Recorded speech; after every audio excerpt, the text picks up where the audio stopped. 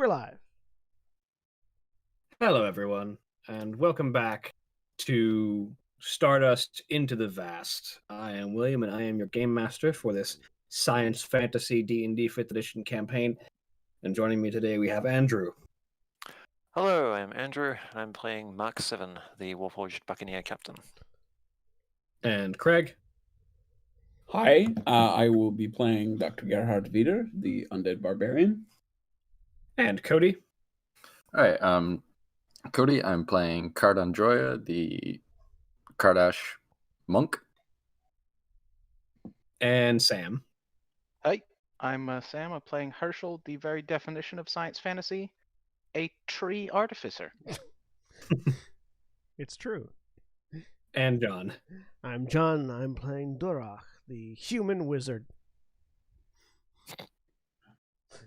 And when last we left off, I like that me saying human wizard made somebody laugh. That was me. Just the way you said it. You're, It the weird almost one. sounded a tiny bit defeated. I know, it really did sound defeated. It's like, oh, I got a rock.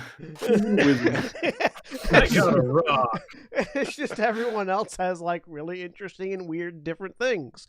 And then it's like, Kardash monk, the Warforged captain. It's like, I'm the human wizard. I'm here. I'm playing vanilla ice cream here today. I'm going to write that down as a character name. Please. Neapolitan. Ooh. Vanilla was my father.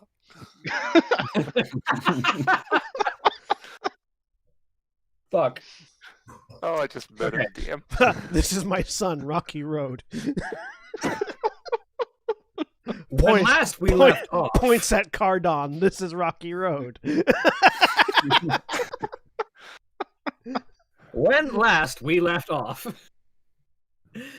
the group had journeyed into the Dragon's Maw to try and handle the mysterious beast that had been assailing nearby villages, discovering that not only was there a decent handful of small demonic chickens being herded by smaller demons within the caves, but also a very large half-elf, half-demon hybrid thing that brutally assaulted the party for a while before finally being brought down. It was a drow wolf. No, it was a chicken. No, that was the other thing. Before they looked into it a bit and determined that this Dragloth, which is what it would be called in a traditional D&D setting, is a mysterious melding of what looked to be a void elf's physiology with the mass and inhabitation of some form of fiend from Sarheim. And that it was not a completely formed creation. It had not seemed to have developed to maturity.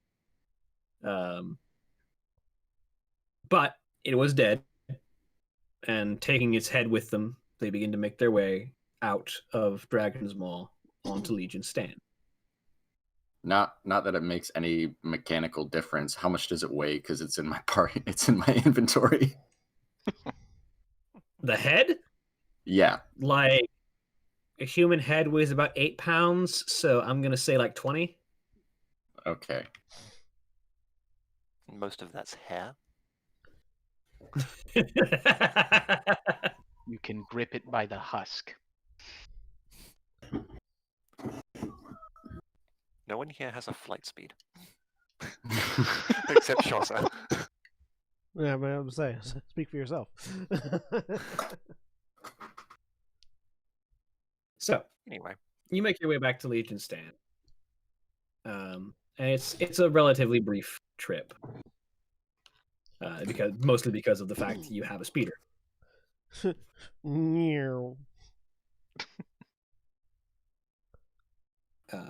Speeder sounds weird. How much There's a more cat mayonnaise stuck is in there. produced on the drive? I don't know. I think that depends entirely on someone else, doesn't it? Isn't there a None if I have anything to say about it. isn't there a an amount per day you can produce? 2 gallons. I feel like you've already produced that. I did, yes. But it was worth it. Man, I hope we don't have any chicken sandwiches we need to baste later. Oh. So, eventually, the speeder comes up towards the fortified structure that is Legion Stand. As you slow down towards the closed gate, an individual. Cardon, could you hold the head up, please? Would we get to the gate? Yes, we're here. Like, just hold it up now so they can see it. I mean, as you pull up to the gate, the individual that looks down on you, make me a perception check to see how well you can see them from the top of the wall. All of us? Whoever wants to.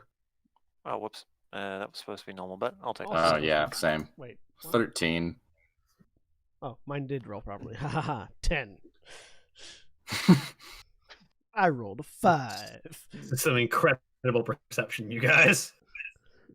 Yeah, Doing I'm a my bit. best. My passive is 16, so I'm a bit distracted when Durak was like, "Just hold up the head." I'm I like, have a what? passive perception of 18. I have a passive perception. Go of ahead and roll 15. though, because you're working against an active glare rather than. That works. The tree can see fine. So most of you are having trouble through the glare of the sun, but Cardon and Herschel, you both make out just the faintest flash of pink from above the wall, as you see an individual with this sort of what looks to be two-tone, one side half, one side pink hair, looking down from over the wall.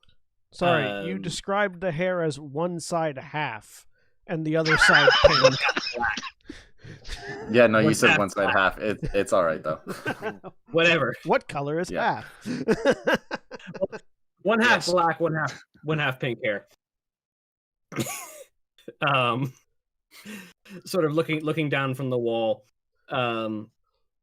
And Herschel, you actually make out that it appears to be a relatively, by the human standards that you are familiar with from people moving by, relatively short humanoid, who just kind of looks down from the ramparts, and you sort of hear a feminine voice call out over the wall, not in your direction, actually, just calls out, "They've arrived! Open up the gate. They'll want to see the Lord General." I pull out the head and hold it up. She kind of looks down at you. It starts playing. I mean, yes, we knew you had that. It starts playing Every Rose Has Its Thorn. Yeah, I was going to seems say, we is this a say anything moment, but with the head? Yeah, it starts playing It in your eyes. It seems we are expected. Who are we actually here to meet? The have it the written leader down. of the leader of this garrison One- here. That would be one Lord General Adano, as I remember. Yes, that's it. Gerhard looks up from the notes that he's taking in the back. I believe I were informed that they were no friends of the ruling parties here on the planet. Yes, That's why we're that here. matches. So, a few moments pass, and eventually the gate swings open, and the speeder is brought in. And you are waved to by a handful of guards to bring the speeder around to just park it, just because these roads are not ideal. Simply because this town, as you come into it, is winding. As you take a look around. Fair I'll enough. go I ahead will and- quite happily park the speeder. On the Legion Stand map. Like there's one straight road that you might be able to take this thing down easily. How long did it take us to get here? Probably half an hour to an hour, maybe. Okay, yeah, I was gonna, if it was a half an hour, then it wouldn't be long enough. But I was gonna Or I was wondering if it was long enough to squeeze a short rest into there. Not quite. Okay, I didn't think so. Cool. To whatever guard has slid us into this parking spot. Pardon, we're here to deliver a prize to Lord General Adano. As they indicating to the head Cardon's holding up. Of course. Just follow me up to the keep, if you will. And he sort of turns and starts to march his way up. And you see as you approach that there is a large sort of rock hill, almost a plateau, that sort of stretches up out of the ground near the center of this village. And you can see built on top of that appears to be a significant fortification. Follow behind. Looking around, does this seem about the technology level that we've seen elsewhere on the planet so far? It definitely does. This definitely appears to be more of your like feudal era world technology in general. Sure. The houses are definitely sort of. They range between thatch and like shingle, like wooden shingle. But there's definitely, you don't see any like high carbon materials or anything that would require advanced manufacturing capacity on display here. Okay. But you are eventually This turnover is led making me up. nervous. Oh, turnover is there? I shouldn't be there yet. Ambush! Whoops. I think this is probably the most humans, well, all human, partially human in this town. This town is mostly human, but there are more of other races around. You'll see like a handful of elves. You'll even see a couple of Kardosh around, in particular. This is the most beings Herschel's ever seen in one place at one time, so he's pretty overwhelmed. Yeah, and Like country fucking gawking at the big new city. Craig. Yeah. I don't know what you were doing, but it was microphone blowing exploded. directly into the mic. Oh, geez. Sorry. I don't know what that was. It was just And really yeah, this loud is in my definitely- ears. Sorry. it is definitely like by feudal era standards a big city. Like this place probably houses a good few thousand people. That's absolutely massive. Like going on like at least like you would surmise probably at least 1,000, maybe a little bit more. I'm sort of watching, like, I'm mostly out of curiosity watching Herschel, like, sort of observing the rest of the town and pointedly not saying anything about the size of a space station like Gilgamesh Station. Mm-hmm. What do they do for space? Do they just Are- run into each other all the time like that? Mostly just spread out. Ugh. Are the townsfolk ignoring us mostly, or are they gawking? I mean, there's an amount of roll me insight actually. Yeah, boy. Okay. Oh, I'm Glad not I terrible. wasn't the only one wondering. Nope. Never mind. That was investigation. Can I keep that roll? It would be a Use whatever your insight mod would have been. yeah, it would be a -1, so it's a 14. Yeah. Oh, come on. So- Nobody can be shocked that Gerhard has negative charisma. Or You mean negative wisdom. Oh, I'm sorry. Then it would be a 15. You're right. That's a wisdom skill. Yeah, it's a 15. So the people you're definitely catching an amount of attention, but there's almost this sort of drilled sense of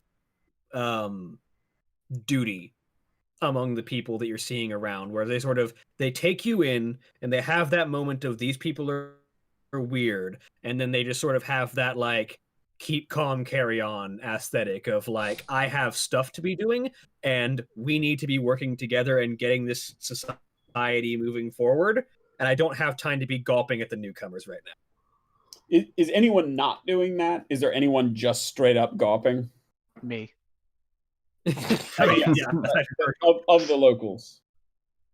mostly the children, like the children and the elderly, the people who like don't have things that they need to be doing, who can just like have the time to just sort of take in the newcomers are doing so.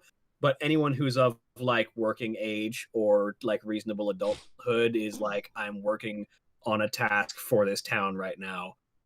I don't have time to be just staring. Are we going slowly enough that we could have a quick discourse with someone?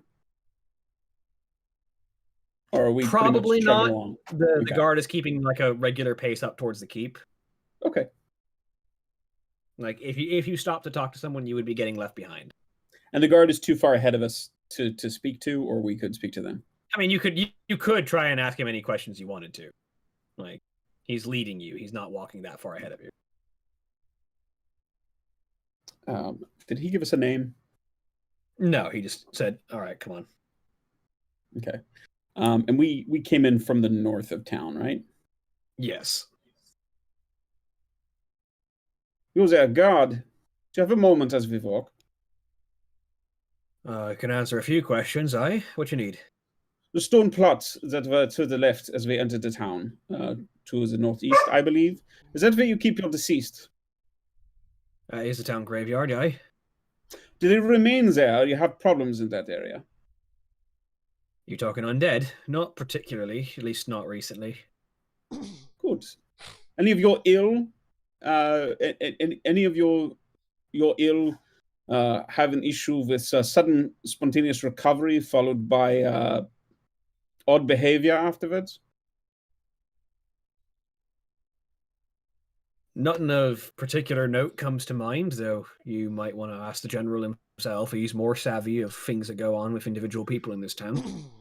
Good. Good. Yeah. Well, that concludes my questions then. All right, in.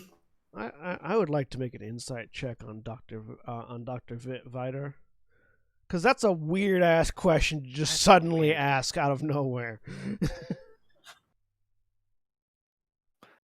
Yeah, Mark 7, at the mention of Dr. Vita finishing his questioning, Mark 7 just clicks and keeps walking. All right, you can roll me an insight check, Dura. I'm trying to ascertain why the good doctor is asking about undead problems so suddenly. I mean, I think Durak would probably remember that he first introduced himself as a professor of studies of the Necros virus. As a virologist. Did you? I don't remember. At least as a virologist, even if he didn't mention the Necros virus specifically. But I think he did. I will go ahead and say that he did, Okay. just because that seems like something that he would share if anyone pressed him on it. Okay. And yeah, he Just does wanted to make generally sure. seem to be. He does. I mean, with that 17 insight, you definitely pick up that he is specifically asking about if there have been any signs of what you would recognize as the Necros virus anywhere on this planet. Yeah. I mean, there's a non-zero chance he attached a copy of his curriculum vitae to the back of the notes he put in Durak's book. So. Okay, just eyebrow raises, but nothing said. Like, whether you consider the Necros virus to be like a good conversation topic to just randomly bring up is your interpretation, but it's pretty easy to guess that that's what he's asking about. Okay.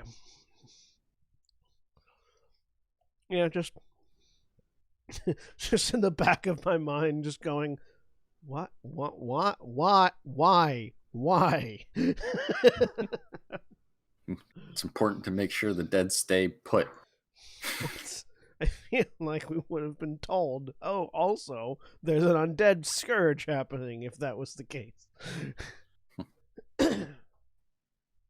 But the eventually you come up to this large keep, and this is probably the thing that catches most of you off guard, as you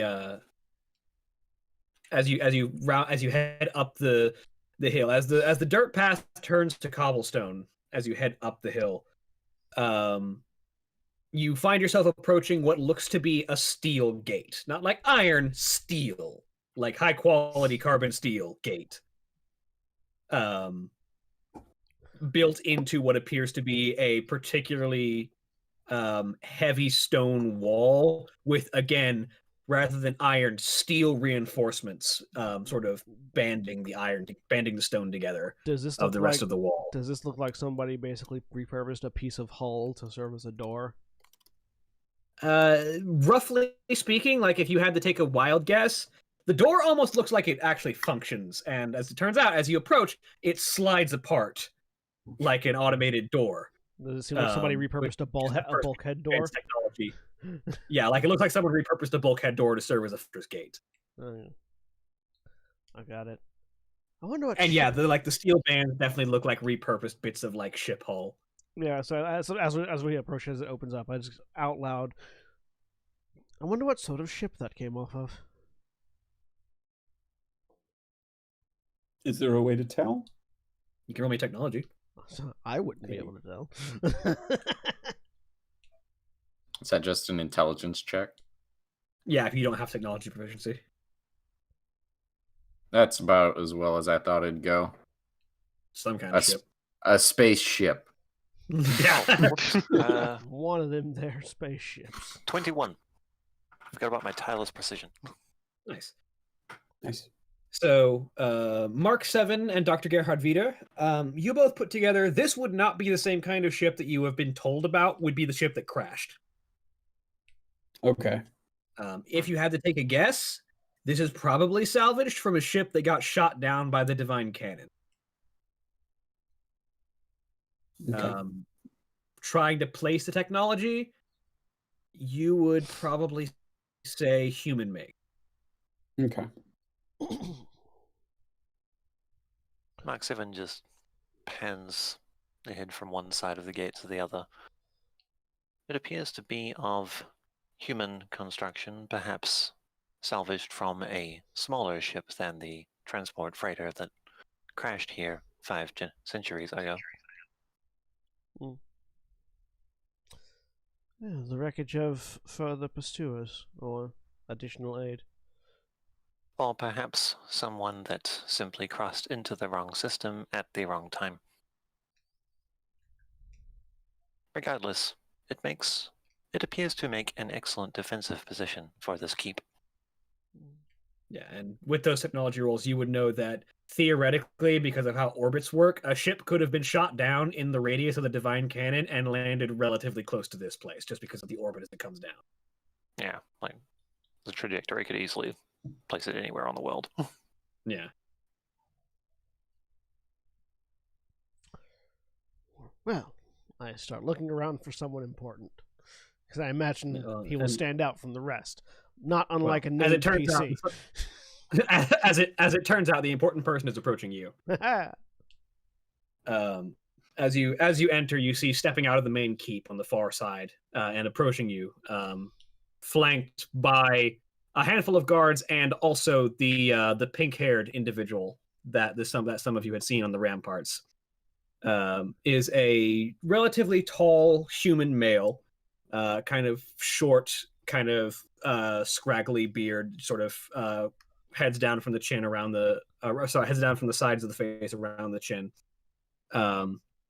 His sort of brown turning to black at certain places hair is pulled back into a very long ponytail that kind of rests around mid-back, with his right eye covered by a black eye patch that kind of stretches around the outside of the left ear. Wearing what looks to be the sort of black flowing robes, with sort of this almost floral print outer coat on the outside, sort of almost like spring colors, the sort of like pinks and reds and greens. as he takes off a large hat and sort of offers it in bow towards the group of you and puts it back on. Greetings to all of you. I am Lord General Revuel O'Donnell. I will go ahead and show you his artwork. Ooh. Also known as one of the captains of the Gote 13.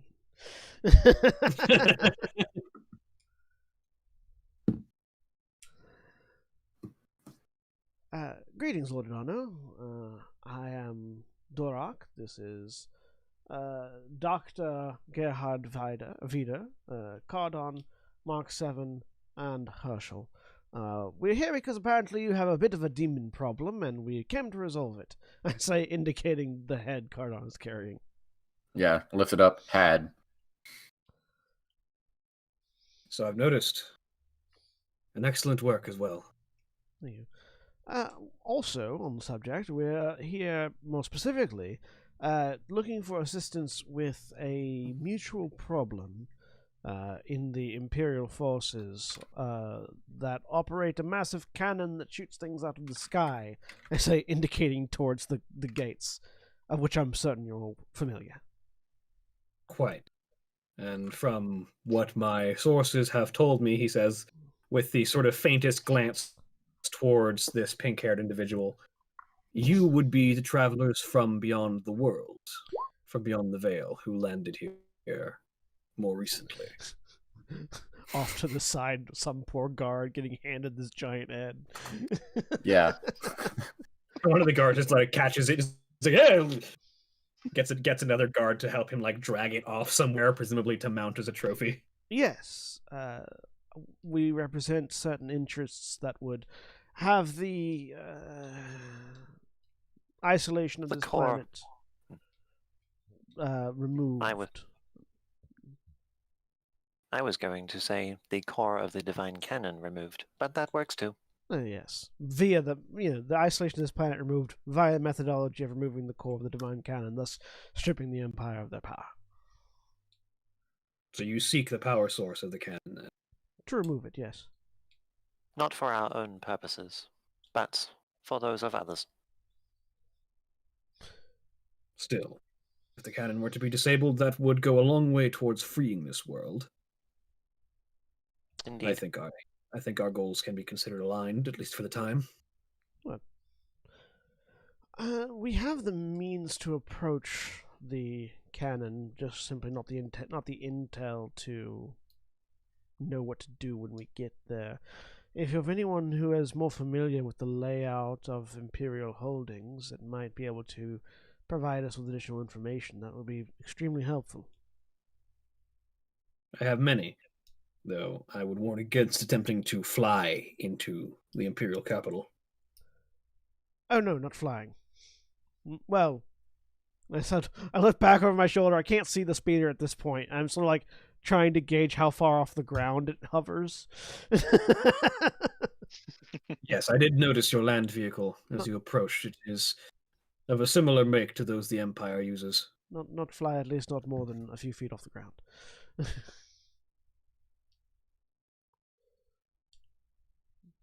But yes, I do indeed have someone who would be able to assist you with information.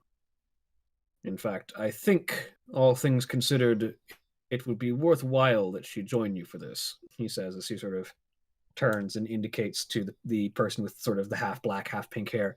This is Lyra, one of my more talented agents who will be able to assist you on your journeys. Oh, the hair from the wall. Hello. And getting a better look at this individual, you can see that she is a relatively short, what appears to be human female, wearing slightly more advanced dress, as is the general than most that you have seen, with these sort of very form-fitted leather pants and belts, with this sort of almost well-formed cotton shirt.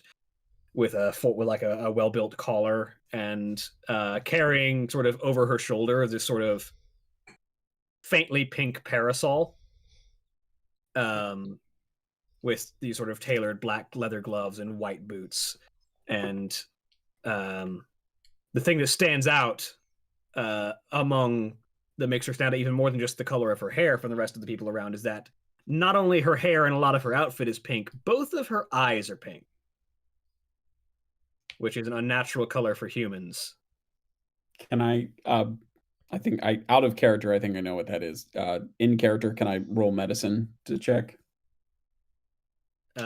Sure. I mean, Or technology? I'm not one to judge. My eyes are purple, which is also an unnatural color for humans. Yeah. I don't pay too much attention, but all humans are short. I assume it also explains the parasol. You would almost peg it as albinism, based on what you know of humans, but at the same time, while she is not that like blank pale, Okay. additionally, the eyes have almost a faint glow to them, which speaks to you of a similar sort of style of influence as you remember Solus of the Core Adventurers League. Just that sort of Sure. pronounced magical exposure occasionally causes weird eye coloration. Like Got it. Like Okay. Dorok.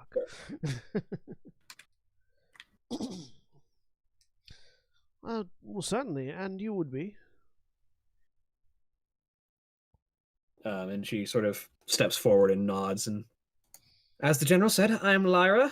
I am a talented, shall we say, spy and reconnaissance agent for my Lord General. And I would be happy to join you. Well, I look to the others, see if there's any immediate, loud objections to this fact. How many seats are in the speeder? It's technically an 8-seater, I have determined. Okay. Just looking her over, does she look like she has any experience fighting at all? I mean, you don't see a weapon on her. Yeah, She has but a parasol. yeah, which exactly. But just does she have what seems to be measured movements or anything just a good gauge on her.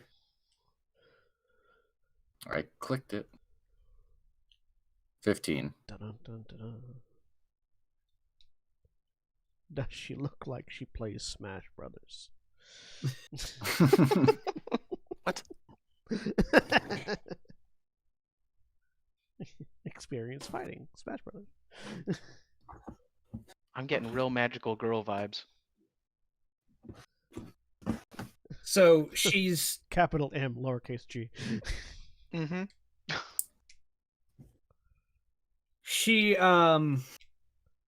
She's difficult to read. But she almost gives off this vibe of, you would almost put it as exceptional innocence. She seems like the kind of person that you would never assume would be any kind of threat in any situation. She seems almost like a cinnamon bun Hi, Mira. that you would want to protect more than fight. All right. She's going to kill Duroc. No. Okay. Quick, kill her first. And she kind of gives off that air of, why would anyone ever consider being violent towards me? I'm too precious and innocent. You have experience Okay. with the capital? I've infiltrated it a few times. To what end? Mostly reconnaissance or gathering information, speaking with people on the inside. Never had to pull off anything quite so massive as stealing the power source of the Divine Cannon, but I'm sure I'll be able to help out. Good. And to what result were your previous attempts? Most were successful. I don't think I've ever been really caught. At least not bearing any face that would be recognized. Are you familiar with the Zahemian projects that occur in the capital? Oh, I'm quite familiar. That's part of my regular intel gathering, is seeing what abominations the Empire is putting together. Good. Out of curiosity, does your normal infiltration route involve taking those underground tunnels that they dump failed experiments in?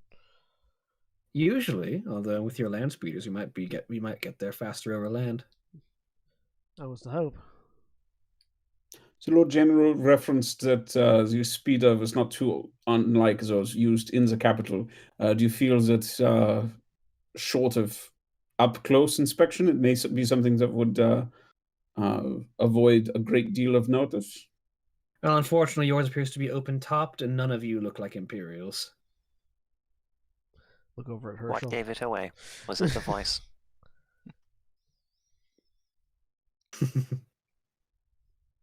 Well, mostly the you lack even among your one human, you sort of lack the soulless regimentality of the Empire.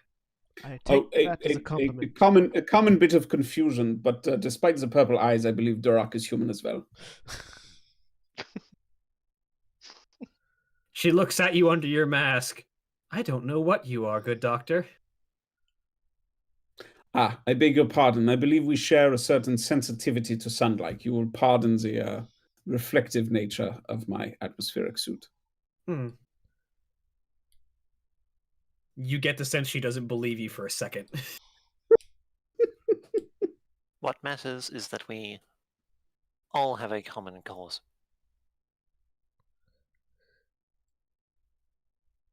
Very well. Just again, out of curiosity, just so that we know sort of how to operate. Your particular skill set is hiding, espionage. Is anything else? Or I've also got a particular talent for magic. I can loan you some of my healing abilities, and perhaps even distract those who need a bit of distracting. oh, I too dabble in the magical arts, and I'm sure we are similarly. I sort of throw a wry side glance to Dr. Vider, self-taught. You could say that. Something of an instinct in my case.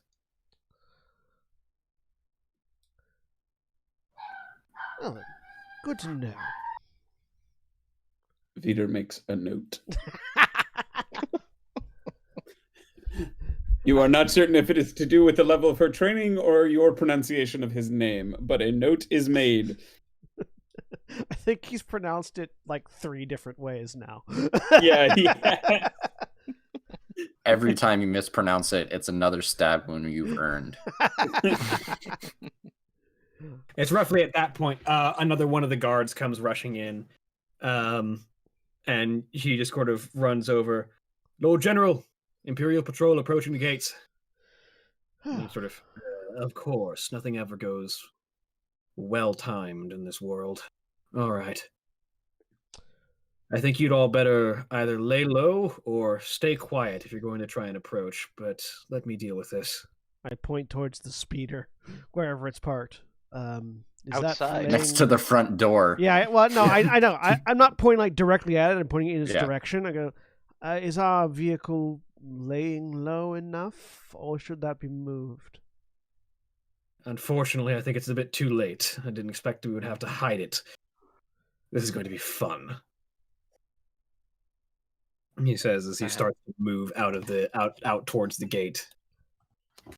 I look to the others and note, perhaps we should ready weapons just in case. It may be that the discovery of technology may cause this patrol to instigate some manner of crackdown. Let's go lay low near the vehicle so that we have its particular combat opportunities available to us. Are they? Who is still near us from the town? Are they all sort of scattering, or is somebody still with us? Lyra is still standing next to you.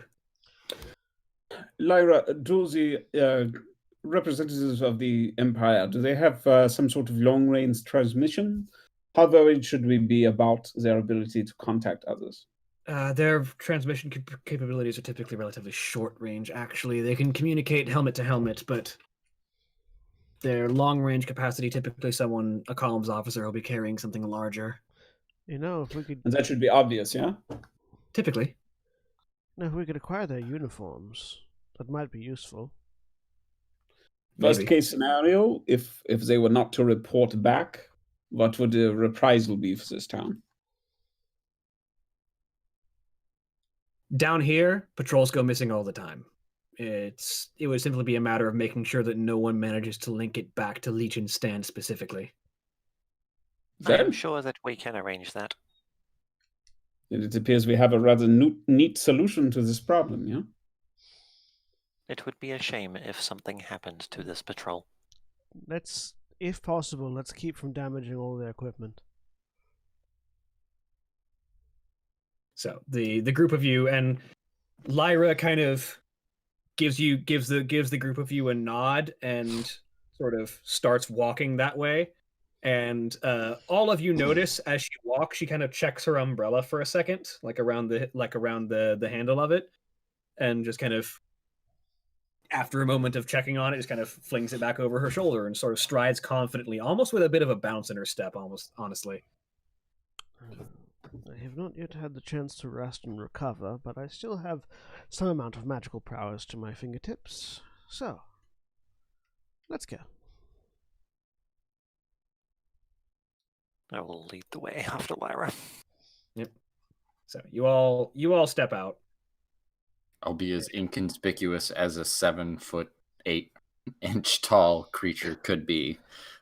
Quick, hide behind the walking tree. That's why we. Yeah, That's who's why, gonna Yeah. hide behind the only tree around? Yeah. that's why we hide behind the scooter. How did they get here? On their scooter. Oh, Little moped. should take their scooter. I'll just hide over here. I'm just imagining. I'm just imagining all of by them the well. on. William, you know the Destiny 2 sparrow that's like half the size of a normal sparrow, so like titans are all crunched up on them. Yeah, I'm just, kind of. Yeah. I'm just imagining like a squad of 6 stormtroopers on those, just like.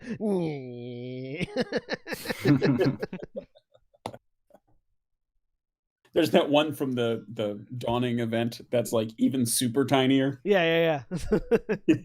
Well, like Scooty Puff Jr. size. Yes, Yeah, no, exactly. Exactly. Exactly. It's just that scene of from the Jim Carrey Grinch where he borrows a very particularly small person's car. It's like driving it with his index finger and thumb.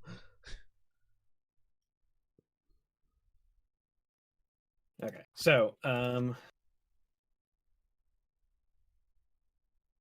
I'm going to bring you down to a more condensed area.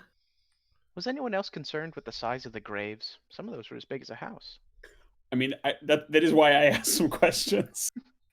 Oh no, our scooter's been crunched.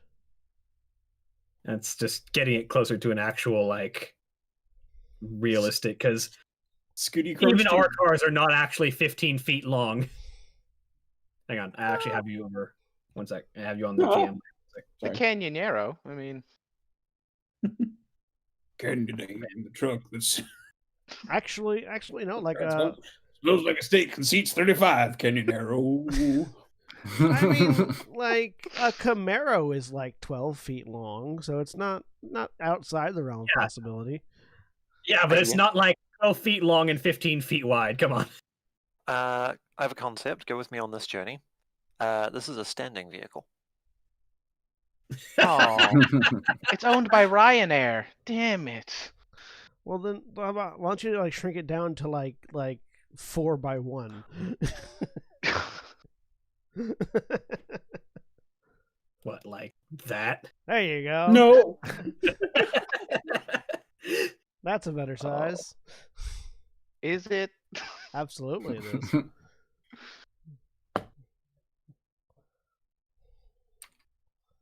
All right. Anyway. So the patrol is coming through this north gate here? Yes, give me 1 second. As I just try and get some of the general's figures as well here. 1 sec. I can't control Sharsa. She should be assigned to your character sheet. Oh, because actually your owl token is assigned as a fucking. Hang on. There we go. Now I got it. I need to unassign Shorsa's character token and reassign it with the actual correct one.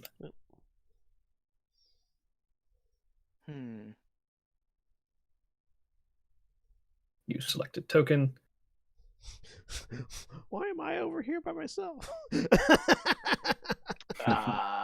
These are good questions.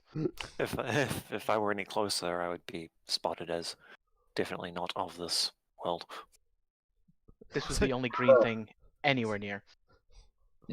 So There's a green thing over here. Yeah, but this one's greener. I mean, Lyra would have suggested everyone staying roughly together, but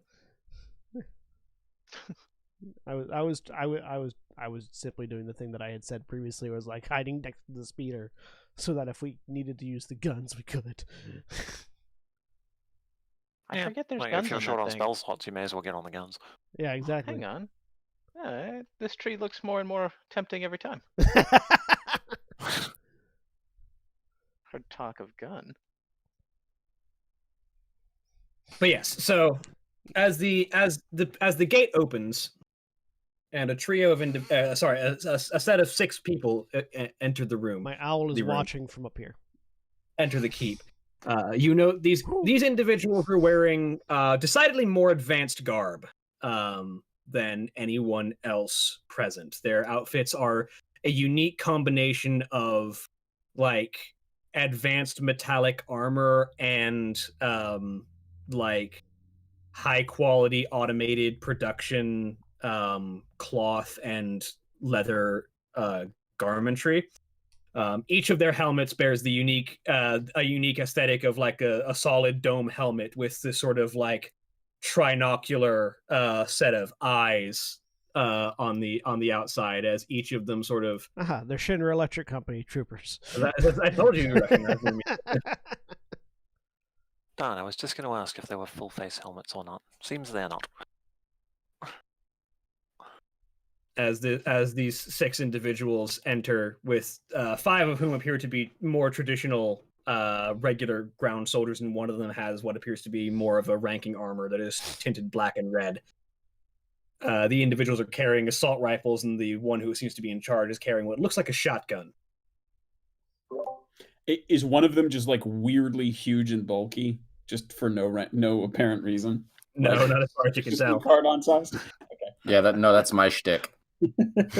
It's okay. We know from Barrett's infiltration of the Shinra Electric Company troops that their outfits stretch, so it's fine. He was wearing a sailor's outfit, sir. Yeah, and did you see any other sailors that size? And those sailors were Shinra troopers, so. But no, they sort of step up, and the leader from behind his row of men sort of indicates to the Lord General, Lord Adano of Legion Stand, you are hereby requested to comply with investigation, as reports have reached us of outsiders within the area, and there's this brief back and forth between this commander and the Lord General.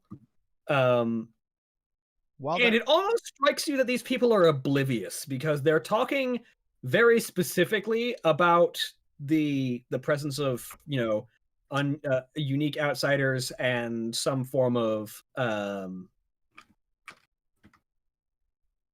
technology that should not be around, while your speeder is off a dozen feet to one side.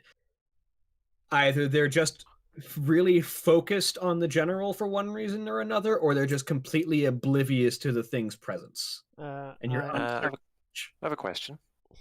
Is the Lord General armed? He does not appear to be. Okay. I am just, while they're talking, I'm just going to pull out the second scroll of mage armor that I made and activating it.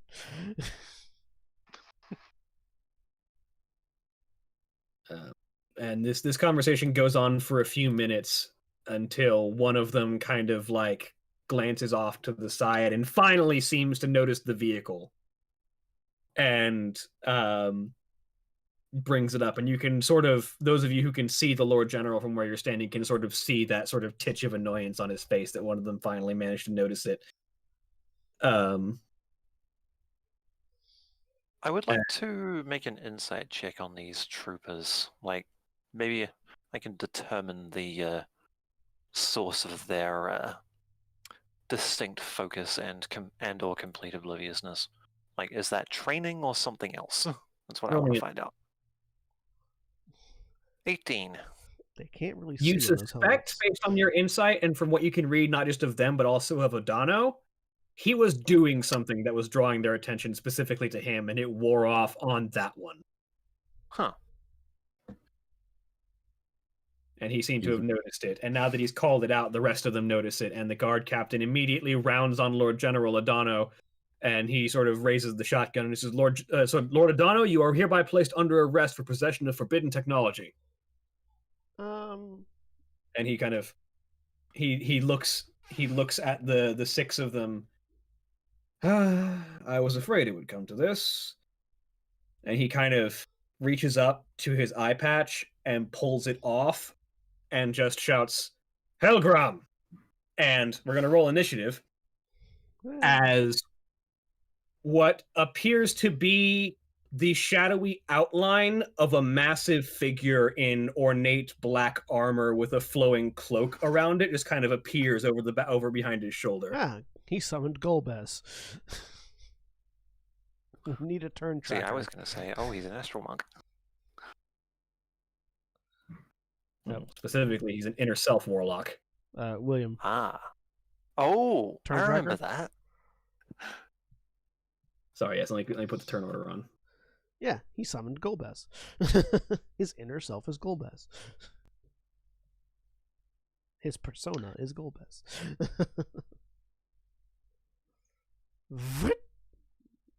I continue to roll less than 10 on everything. I rolled Well, a at least 2. you're not going to take off in the speeder without me.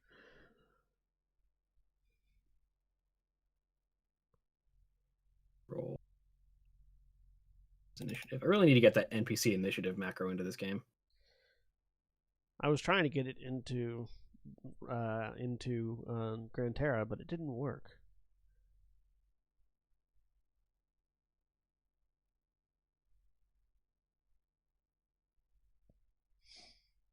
It's basically just token initiative for NPCs, but Yeah.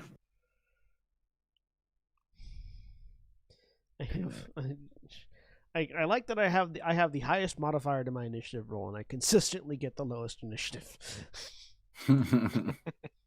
Just The gonna, dice move in mysterious ways. just gonna use the Fiend Warlock profile to stand in for him.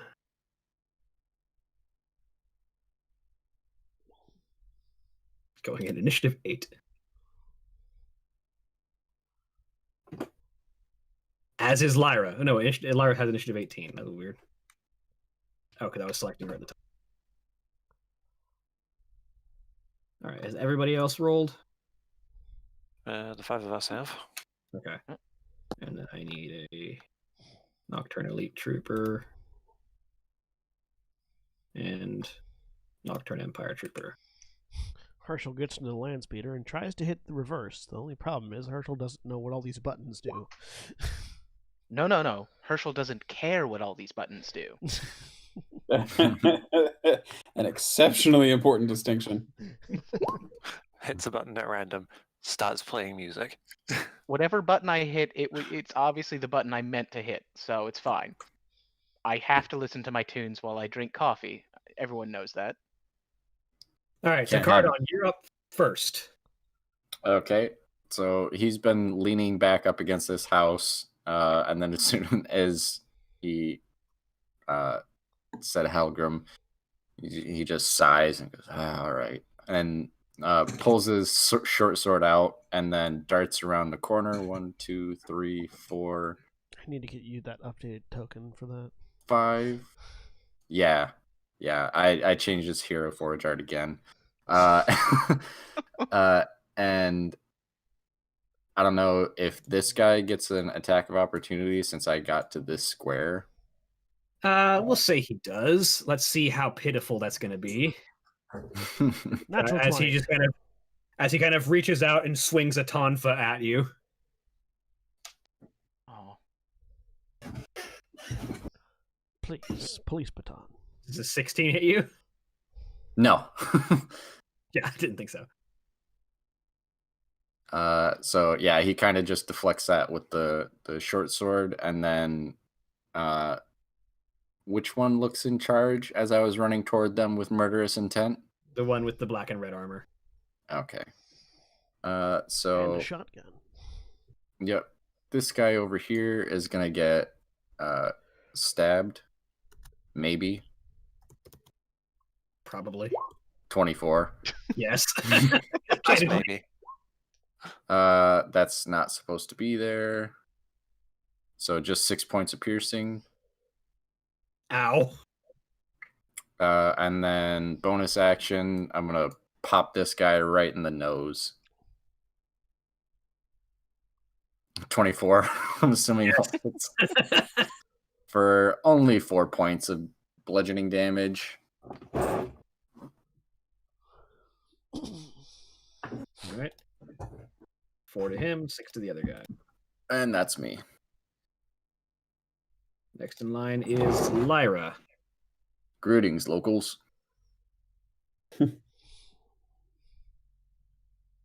As Lyra's going to... What spells does she have? Only the one offensive one. All right. So 5, 10. Excuse me, friend. It's 15, 20, 25, 30. She will just kind of reach her hand back, and this sort of crackling sphere of eldritch energy forms in it, and she just flings it at the commander as she fires an eldritch blast at him. Burning hands. I don't Incinerate have the that banner. spell, unfortunately. She misses with a 9.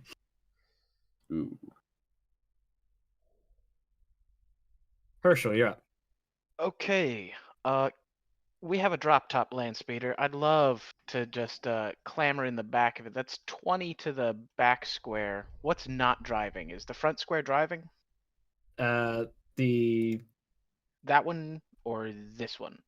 it would be the middle square is most of the seats, basically. Like, Okay. you can hit all the seats, including the driving and guns, from the middle square. All right. Then I will hang out in not the driving square. And throw my spear at. I think that is the driving square, isn't it? Or no? No. Am no, I the one looking at this it. backwards? No. Oh, No, I the don't head is pointed towards the guards. know. Okay, never mind Yeah. then. We reversed it in. Safety first. Your first move should always be forward. Let's hit top left with my thrown spear, maybe. You do. You definitely hit top. For a cool 7 points of damage. Bing. All right. Anything else for you? That's it. The elite trooper is going to...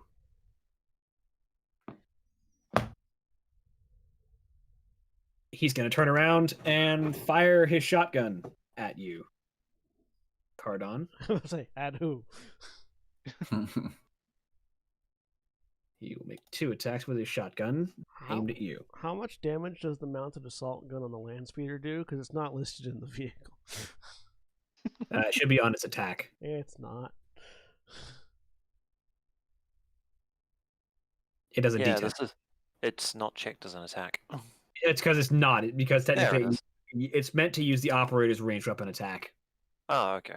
Basically, a gun that's sitting there for you to use. Gotcha. Because the vehicle doesn't have stats. He's going to fire at you twice with a shotgun. With disadvantage, because you're up in his face. Nope. That one hits. That's going to be 2d8. So yeah, because you're within 5 feet of him. So that's going to be 15 ballistic damage. All right.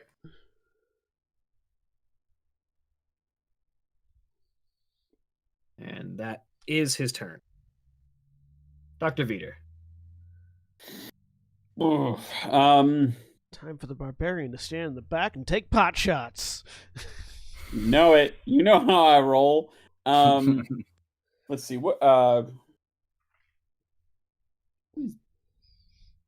guess this one that is sort of closest here. I'm gonna take a carefully lean out around the edge of this house that I'm hiding behind, with that straight backed, prim posture and firing range stance, and take a shot.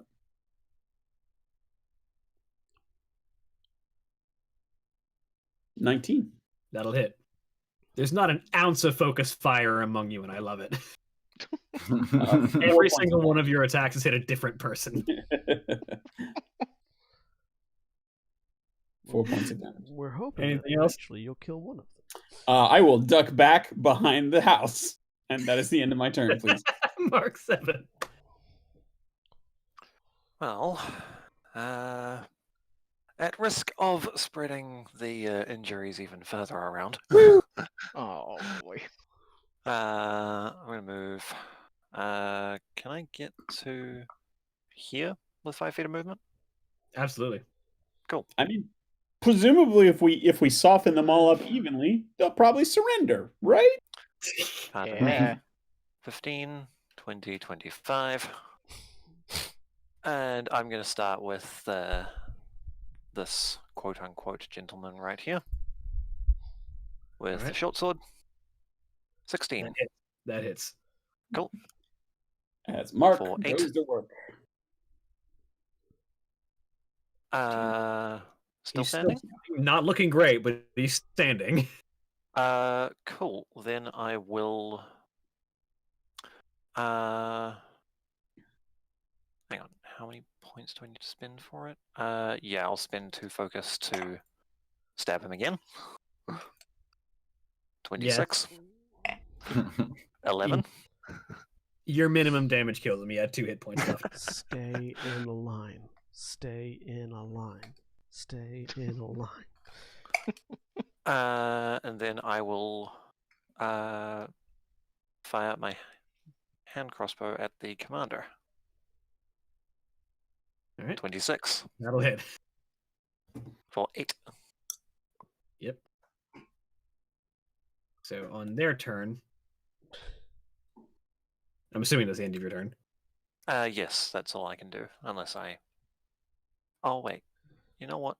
I'm going to move into the space of the one I just dumpstered. Unfortunately, it puts me behind him. It's gonna put you in range of that double damage shotgun. Yeah, That's well, no and he's worry. also in range of my double damage sword, apparently. Fair. That's all I can do. All right. So on their turn, being the sort of regimented and highly militarized group that they are, they all just kind of take firing stances and aim at separate targets. The one Being the on- highly regimented, militarized squad they are, they choose different targets. Exactly. No one said they were well trained. They were trained, just maybe not the best. Well, hopefully they went to the Imperial Stormtrooper Marksmanship Academy. Man, those random assortment of bandits that I threw at you guys on Thursday are better trained than these guys. I mean, think about it, John. How well trained were actual Shinra troopers? That's fair. And these are the guys that are out in the ass end of nowhere. These aren't the people who are near the Empire's capital. Yeah, like they don't spend all day in their barracks on the regular. Or on the training grounds. So this one on the bottom left corner is going to take 2 shots at the tree man that just jumped into the speeder. He can try. So an 11 No. and a 15. No. Nope. So this burst of machine gun fire just kind of pings off the body of the land speeder as it fires at you. Watch the car. The one in front, being again not the brightest, is going to fire in dead melee at Lord Adano. Actually hits him with an 18, or does he actually? Warlock of the Fiend, 12, 15 with mage armor. Yeah, no, he actually hits him for 7 damage.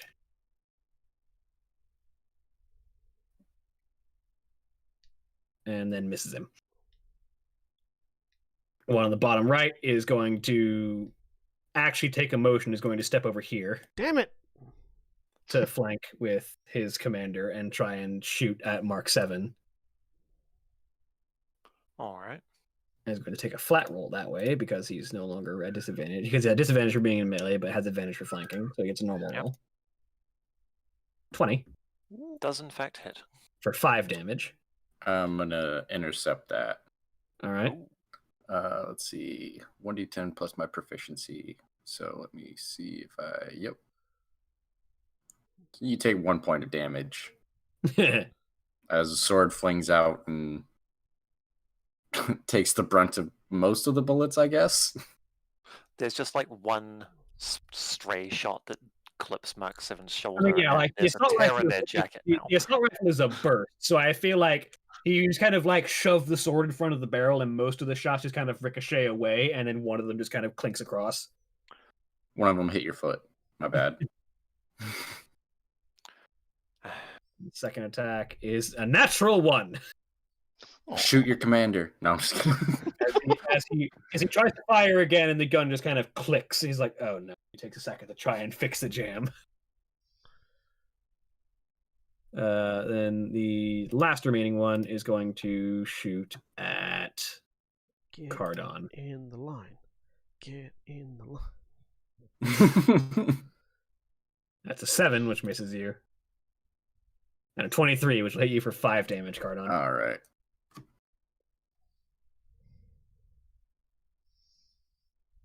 And All then right. Durak, it's your turn.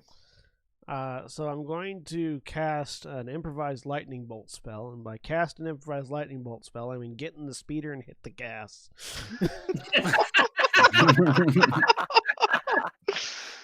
Oh, I would like to run these chumps the fuck over.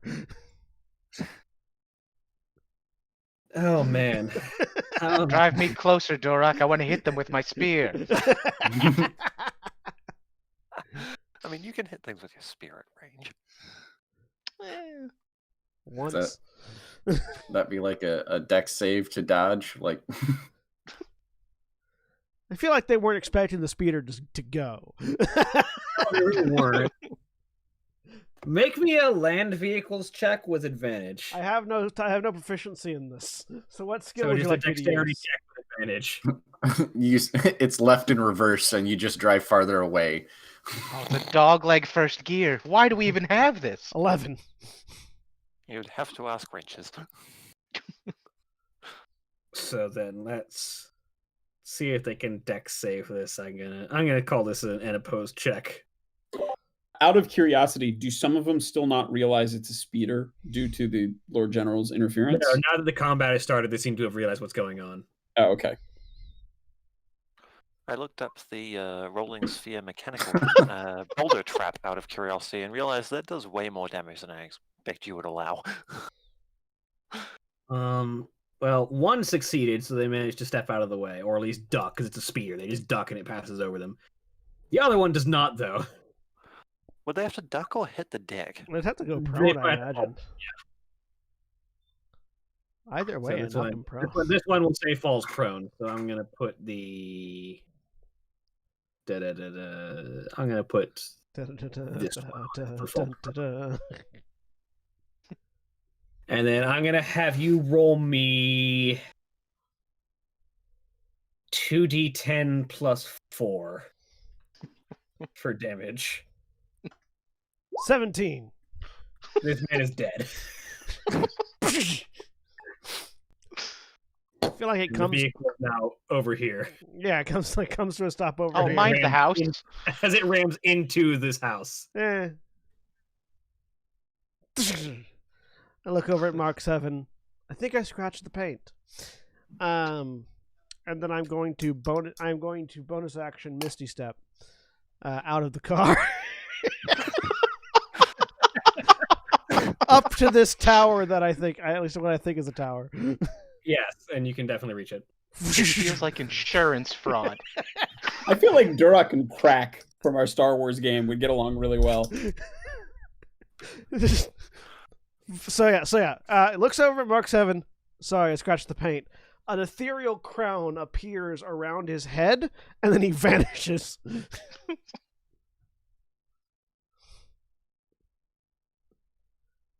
As I use my once per day Misty Step.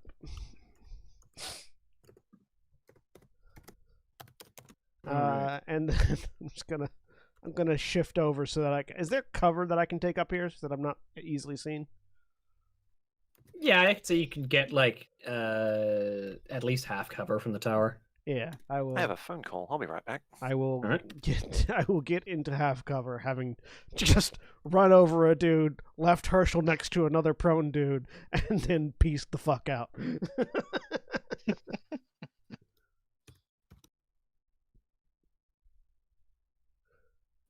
So then it's Lord General Adano's turn. As he sort of looks at the three people that are still standing in front of him, and just kind of sort of brings a hand up, and then brings it down forward, and just says, "Burn them." And the spectral image of this sort of black clad figure over his shoulder just kind of brings its hand up with this sort of 7 branching sword in its hand and just sweeps it, and this cone of flame erupts from in front of the Lord General as he casts Burning Hands. Bye, Herschel. Yeah. Hang on. It's a cone and aimed not directly at you. Hang on. Because it's aimed Just at the this way. Yeah, just catches the base of his tower. yeah. No. Basically. I mean, he can sort of angle it so it doesn't catch his tower on fire. Also, Burning Hands, temporary, not the kind of setting stuff on fire spell. Yeah. I mean, it kind of is, but Not setting, Not a setting Not stuff on setting fire things. spell. It's called Burning Hands. Well, it's more like Mr. Miyagi burning hands rather than flaming burning hands. No, it absolutely is not. It is absolutely flaming burning hands. Have you ever rubbed your hands together really fast? You don't even rub your hands together. You put your thumbs together, hold your pinky in, hold your rest of your fingers out, and you just like aim. That's what it's all about. 3d6 from the hokey pokey. That's rough. Eat Let's it, see you what these bastard. guys do. Well, the one who's prone has disadvantage on this save, so Oh yeah, if he's not gone he by... makes it. He somehow makes it. So proud of him. Very dexterous. He is. Very dodgy Yeah. boy. It rolls underneath the speeder. I don't know. What happens Also when you roll makes under? it. Wow. Wow, guys. Their one buddy that I guess that one guy just missed dodge training. Is what happened here. Yeah. They've all been very, very specifically trained to dodge. Except for that one guy. Except for that one guy and the one guy who got run over by the speeder. There is a cut back to the training facility for these guys, and they have one of those like rotating log traps, and they're all just like practicing diving out of the way. And they're like, "Where's Jerry? Oh, you know he hates this drill." Although Yeah, technically he's Jerry- a warlock. He doesn't get control over what spell level he casts this at, so I need to roll some more d6s. Yeah, Jerry wound up in the mid bay 3 too many times. Second level, third level, fourth level, fifth level. Good lord, we should send this guy. Yeah. Hang on. Also, turns out that phone call was a pocket dial. Ah, Oh, I love those. Sometimes you get like snippets of conversations you're not supposed to hear, and it's great. Oh, I didn't hear a damn thing. each of these guys takes 12 damage, which does manage to kill the one guy in the back who's been injured. Hey.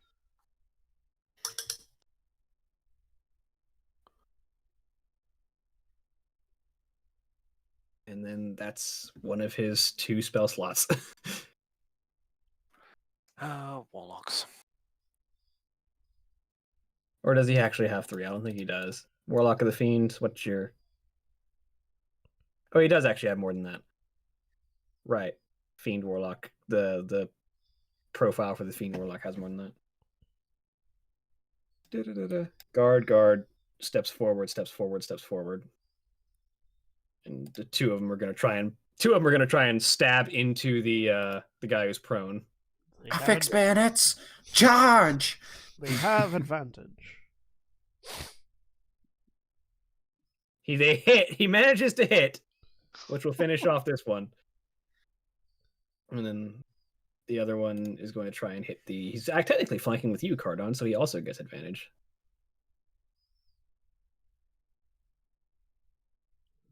Nice.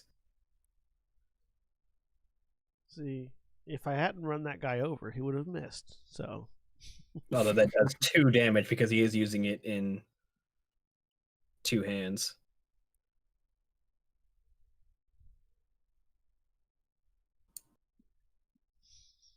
And then that's it. Cardon, it's your turn. All right. Let's see.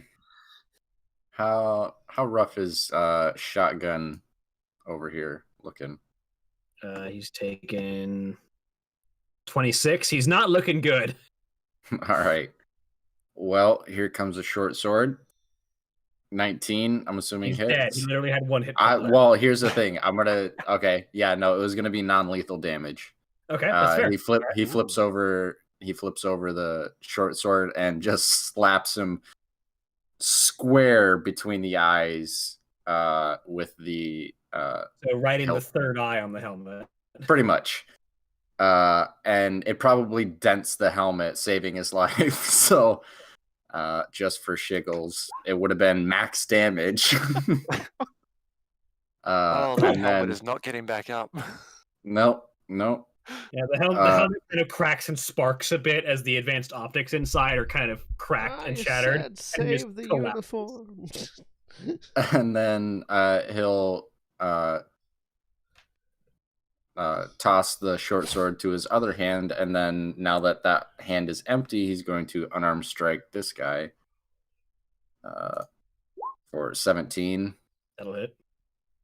For 7 points of bludgeoning damage. If it kills, it's non-lethal as well. He does not. Okay, then it's straight up punch. It's supposed to hurt. Ah, fuck. And that is actually, can I? Yeah, I'm gonna just say surrender and live. After knocking out, I'm assuming his commander. Yeah. Make me an intimidation check just to see what happens. I'm so. Oh, okay. I actually am so intimidating. Natural I mean, 20. You're bigger than him. You punched out his boss. And he almost got run over. So you see out of the corner of your eye as well as Lyra kind of runs up and kind of leapfrogs over the side of the land speeder and lands behind this guy. Stabs in the base of the neck. And you see she kind of she stands behind him, and as you look, she twists the curve of her parasol and pulls out a rapier blade from it. Sword cane. Hell yes. Love it. Sword umbrella. Thank you very much. You know what I mean. It could probably be a cane too. And she's going to attack with her umbrella rapier. Ella. She has advantage because she's flanking. 19. She will also make this non-lethal. Click drew it. Realized for non-lethal she should keep it sheathed. Resheathed it. Hit him with the umbrella. No, it's like an Iaijutsu thing. Draws it, smacks him with the hilt, sheaths it again. Well, specifically, she draws it and very carefully draws a point and just kind of thrusts between his shoulder blades, passing through any around any vital organs, and you can only imagine hits a pressure point because he just collapses with no sound, no anything.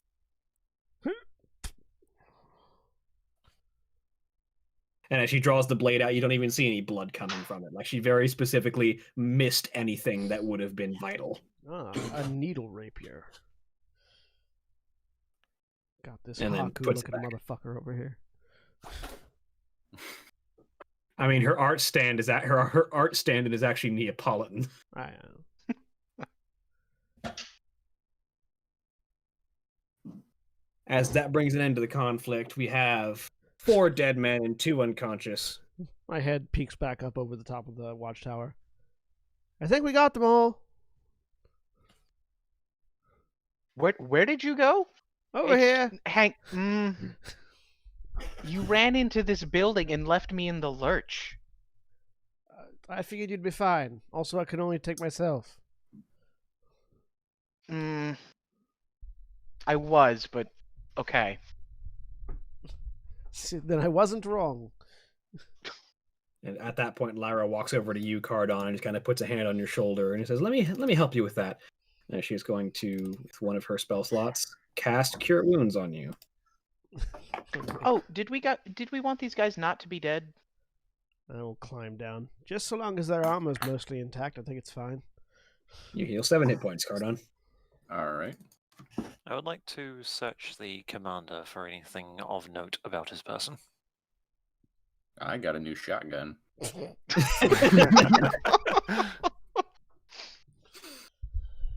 I don't think shotguns count as monk weapons. It doesn't matter. They count as shotguns. Vito replaces the 1 round that he fired, tucks the pistol back into his back into the holster, and sort of turns it again with that straight back, precise walk. Comes up and joins the others. It is the profile of the shotgun from the Stardust book. Okay, I will grab that. That was rather underwhelming for this force of this so-called empire. I imagine that is because we are on the other side of the world. It was That, much and too- we did manage to catch them by surprise. I think they were just looking for a routine interrogation and information gathering session, the Lord General says, looking down at the dead and unconscious troopers. Normally, if they had intended to actually attack this place or get anything done that required force, they would have sent much more than this. Also, I don't think they were expecting the speeder to turn on like that. Yes, I must say, Dorag, that was certainly a unique use of our resources. Does it still work, I wonder? If that, I point at the ramshackle house it ran into. If that was enough to make it stop working, then I would fear for the quality of the speeder in the first place. Gerhard turns to Mark 7 and says, "You, how do you expect that wrenches would feel about this?" For your safety, Durak, I will not mention this incident to wrenches. You are welcome. If it does come up, could you please specify that I was behind the house? We will note. If wrenches At asks for a first. full incident report, I will be sure to write it from my perspective. Herschel has climbed into the driver's seat and is just wiggling stuff, trying to get it free. No, Yep, third no. one on the left behind the stick. This one, Yes. and he pulls it. Make me a land vehicles check. I'm stepping out Was of that the way. just Dex? Just Dex. Oh, whoops. Wouldn't have been with 12. advantage, so 12, which is 12, not so enough bad. to not ram into someone. Oh, You he almost managed got to a crack the sweet vehicle. J turn to get out of there. Now pull it back towards you. Right. Yes. And then let go of the clutch. Yes. No, I towards you, not I am amazed that you know what that is. towards We you, had a not the tractor. yew tree. Oh, where are you? I'll aim this. speeder at you. But Mark 7 turns to General O'Donnell. You will. I hope you will forgive me for saying this, Back Lord it up General, further. Back it up but further. it seems that your city's defensive capabilities, while they may be sound, I do not know how they will stand against technological forces. This is true. Our capacities to fight are not in question. It is our ability to protect those we need to safekeep. The full might of the Empire has not been brought down upon us just yet, which is part of why we've been able to do so much. We've been acting mostly covertly. Has these hostilities placed you in a difficult position then? No, I don't think yet. This is a small patrol, and did not appear that any of them had the long-range communication equipment necessary to relay back, at least not quickly. They'd likely left it at whatever camp they were holding for the evening. I reach down, pull the helmet off the commander, and put it on, and see what I can see. Well, right now, a whole bunch of fuzz and static because Cardon's pommel strike dented the shit out of it. Yeah, I just didn't know if anything, like if it had like any internal like communication information or anything like that that wasn't damaged. There does appear to be a microphone, but nothing's coming over it. Pull it back off. Good work, Cardon. Put it down on the ground, pick up another one, put it on. There you go. Pick up an undamaged helmet and put it on.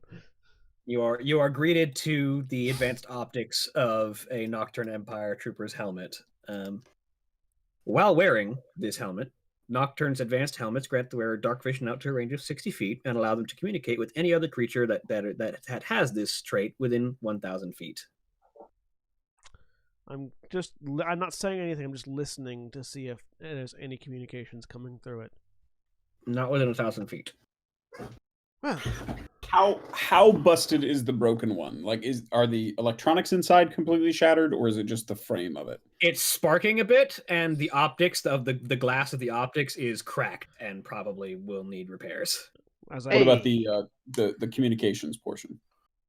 The comm unit seems to be functional, but most of the visor itself, like the thing that you see, is not working. As I pull the helmet back off, well, if you give me a bit of a rest, I can repair all the uniforms and helmets back to the point that they were before they were damaged and punctured and run over, and then we'll have ourselves a set of infiltration gear that will mostly be useful.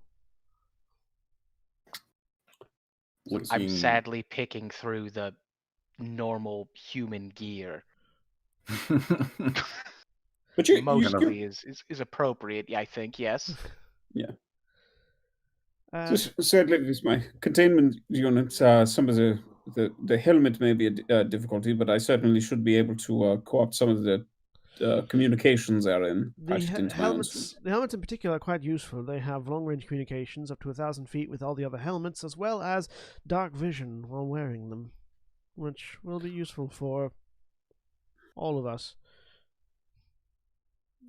Yeah. Well, I shall take this one. And he picks up the one that Cardon smashed and simply co-opt as much of the technology as is feasible into my suit.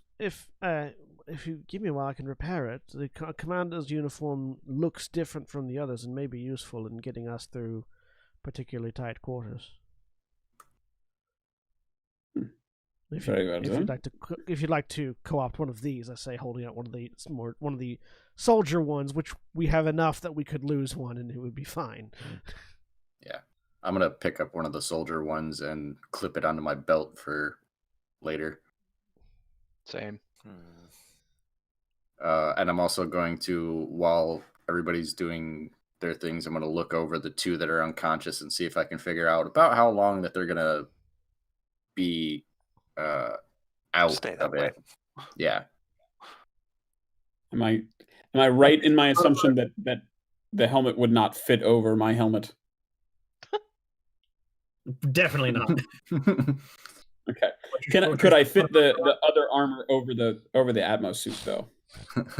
Gonna team Team Fortress, just hat on hat. Yeah. Mm-hmm. Right, exactly. You could theoretically try and fit inside the suit. However, it would be very obvious that this suit is not sized appropriately for the person inside of it. A real Chris Farley situation, huh?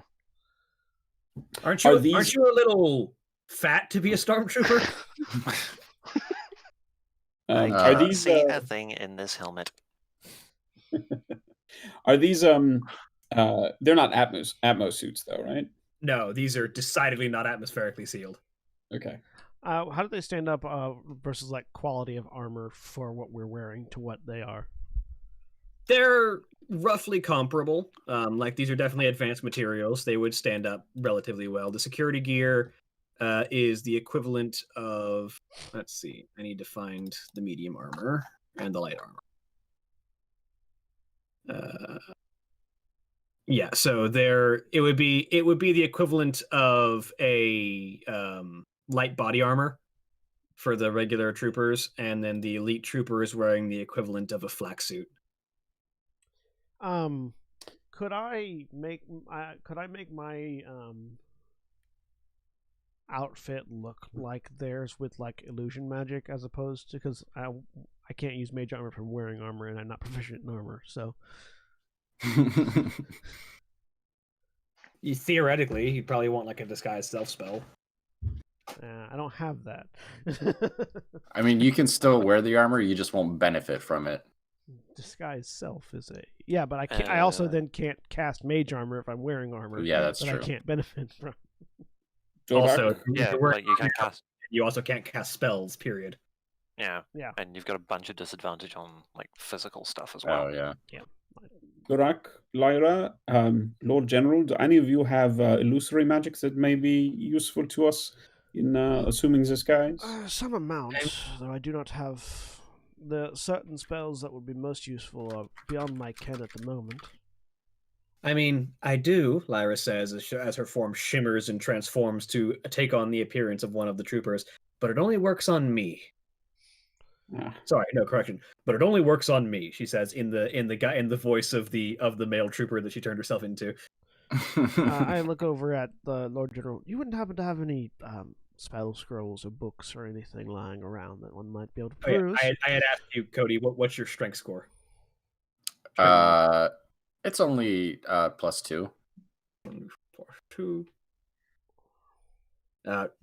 You suspect the captain, the sergeant, or whatever elite trooper rank will be out for probably about 4 hours.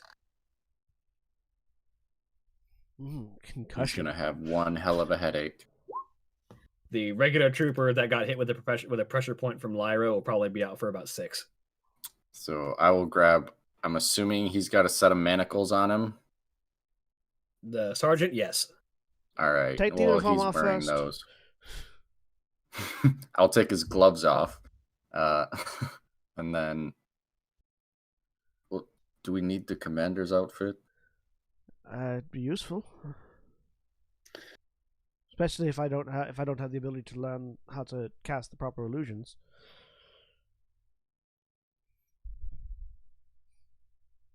Well, we have time. Well, yes. So We'll dispose of the rest and take these prisoners for interrogation. Save the uniforms, save the equipment. Did they come in on foot or did they come in on a vehicle? They came in on foot. I would suspect the camp where they have their communications equipment is probably not too far. We'll need to locate that. See if there's anything useful there as well. It'll be more than one patrol using the same camp. Potentially. Which also means we would need to deal with it and eliminate it so that they can't report back. Yes, if a patrol goes missing that was expected to return, that could raise an alarm. Especially if they likely knew where this patrol was headed specifically. Well, I say tapping. We likely only have until nightfall before they start to notice that their team should have been back. So, tapping the I look at the sky. It's about noon now, so you've got a few hours, but not super long. Enough for a long rest. You're about 2 hours short of a long rest. It'd be about 6 hours till nightfall. Oh, nightfall's early on this planet. At least in the season. I tap on the helmet. They're not searching for them yet, at the very least. There's no communications coming in. They're used to marching a couple of miles in any one direction from their camp, so I would suspect they're a little far out. Do they have a normal spot that they stay when they come and harass you? Usually they'll set up a moving base camp when we're in a relatively central place to all the places they intend to interrogate or investigate. These ones, I don't know where specifically they'll be placed, but I can tell you it'll be probably directly northwest of here. Well, at the very least, I can recover some amount of magical prowess if I take an hour or so to rest. I believe, actually, in fact, that I might be able to locate them, he says, as he sort of indicates the guards to start taking the armor off of these bodies and discarding them, and then take the armor off the prisoners and take them into the keep, while he himself turns and walks back towards the keep. I would like to, in a totally non-creepy manner, take some fluid samples from the corpses before they're Totally non-creepy. Totally creepy. No, he's gonna kneel by one of the dead bodies. We'll take out a couple syringes and do a couple blood draws. All right. So you draw an amount of blood from these individuals.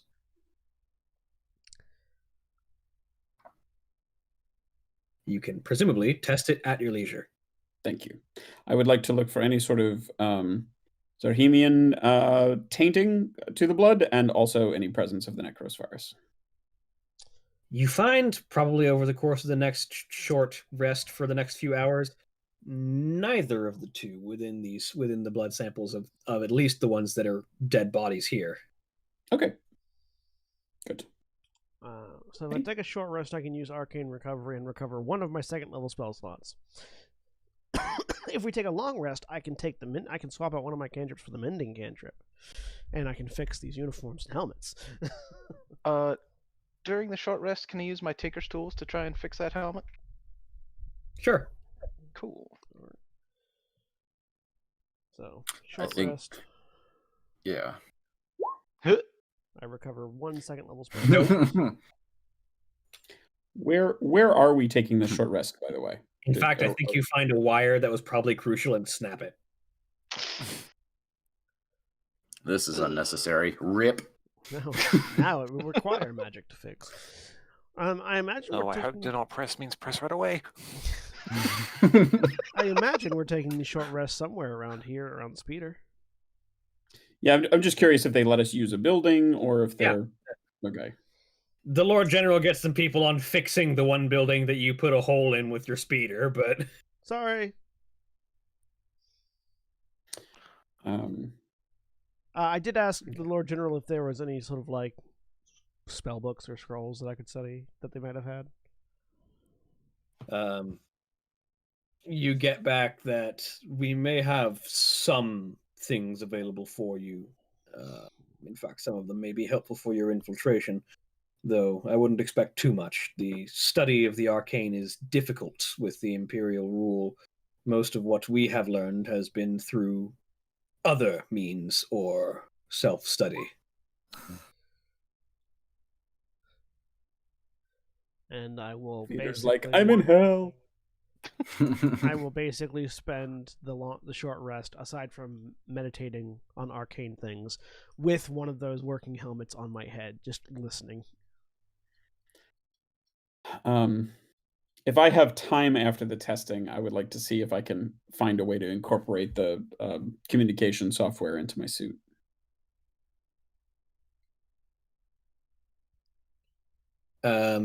Make me a technology check. Sure. Shoot.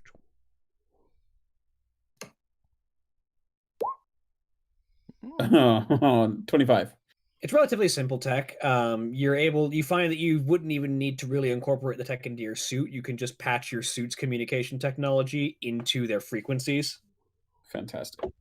and get access to their short-range communication channels. Could he cobble the dark vision into his helmet? He doesn't need to. He already has it. I don't need to. Well, no, but you have to like remove the reflective qualities in order to use your dark vision, which reveals your skull. I'm curious if you could fix it so you don't have to do that with these helmets. Probably not. in all honesty, because that would unless you wanted to staple some giant red lenses to the front of your helmet, which would kind of ruin the it's also an aspect of sort of slightly releasing. Well, there's another. I just have horribly handicapped this character. I'm sorry, but no, there are reasons that won't work. That's fine. I was just curious to see if there are ways to further hinder your character's ability to reveal what their actual skill set is. Yeah, I know. I had it all planned for last time, and then you were like, "No, guess what? You're a disco ball." I'm trying So- to have Duroc figure it out, but nothing's working. At some point during our short rest, Cardon says, "I have an idea." Yes. That's what the intelligence check was for. They came looking for outsiders, correct? Yes. I look fairly outsidery since I won't fit into this. And he points to all the clothes that we have gathered. Look, they stretch. See, look, makes they at made of least- elastic. That makes at least 4 of us, Cardon. I say, These- looking to Herschel, Dr. Vita, and myself. From I'm a native. distance, you three. From a distance, you three will pass, and from a distance, if you don't move, you will also pass as local flora. But perhaps if we find this camp, or when we find this camp,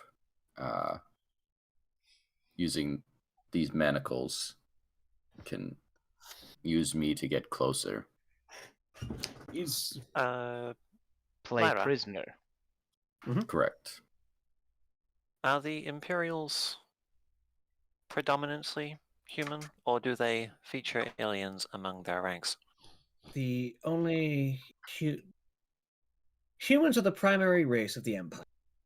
They tend to subjugate any long-lived races. Yes, I remember that being mentioned. Yes. And the races that are less long-lived are more welcome, but still lesser than humans in most cases.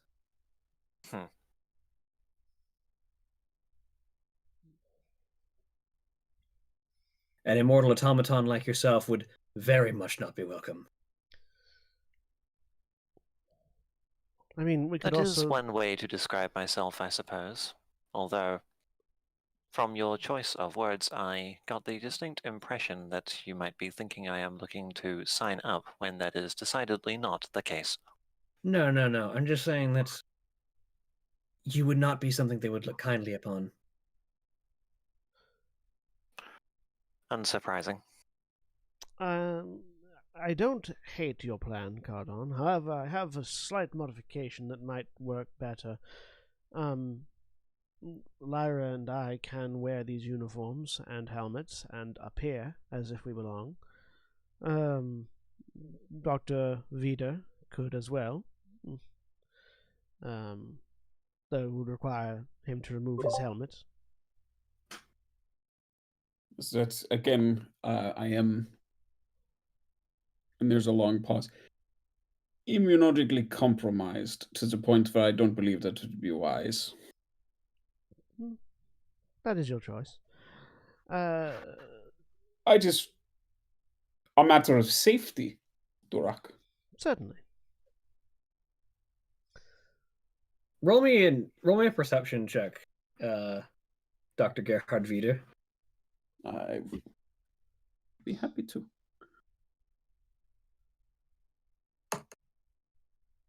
15. You notice that while this is going on, Lyra's just staring at your helmet. Just keeping a prolonged stare. Do I as if think she's she? trying to see through it?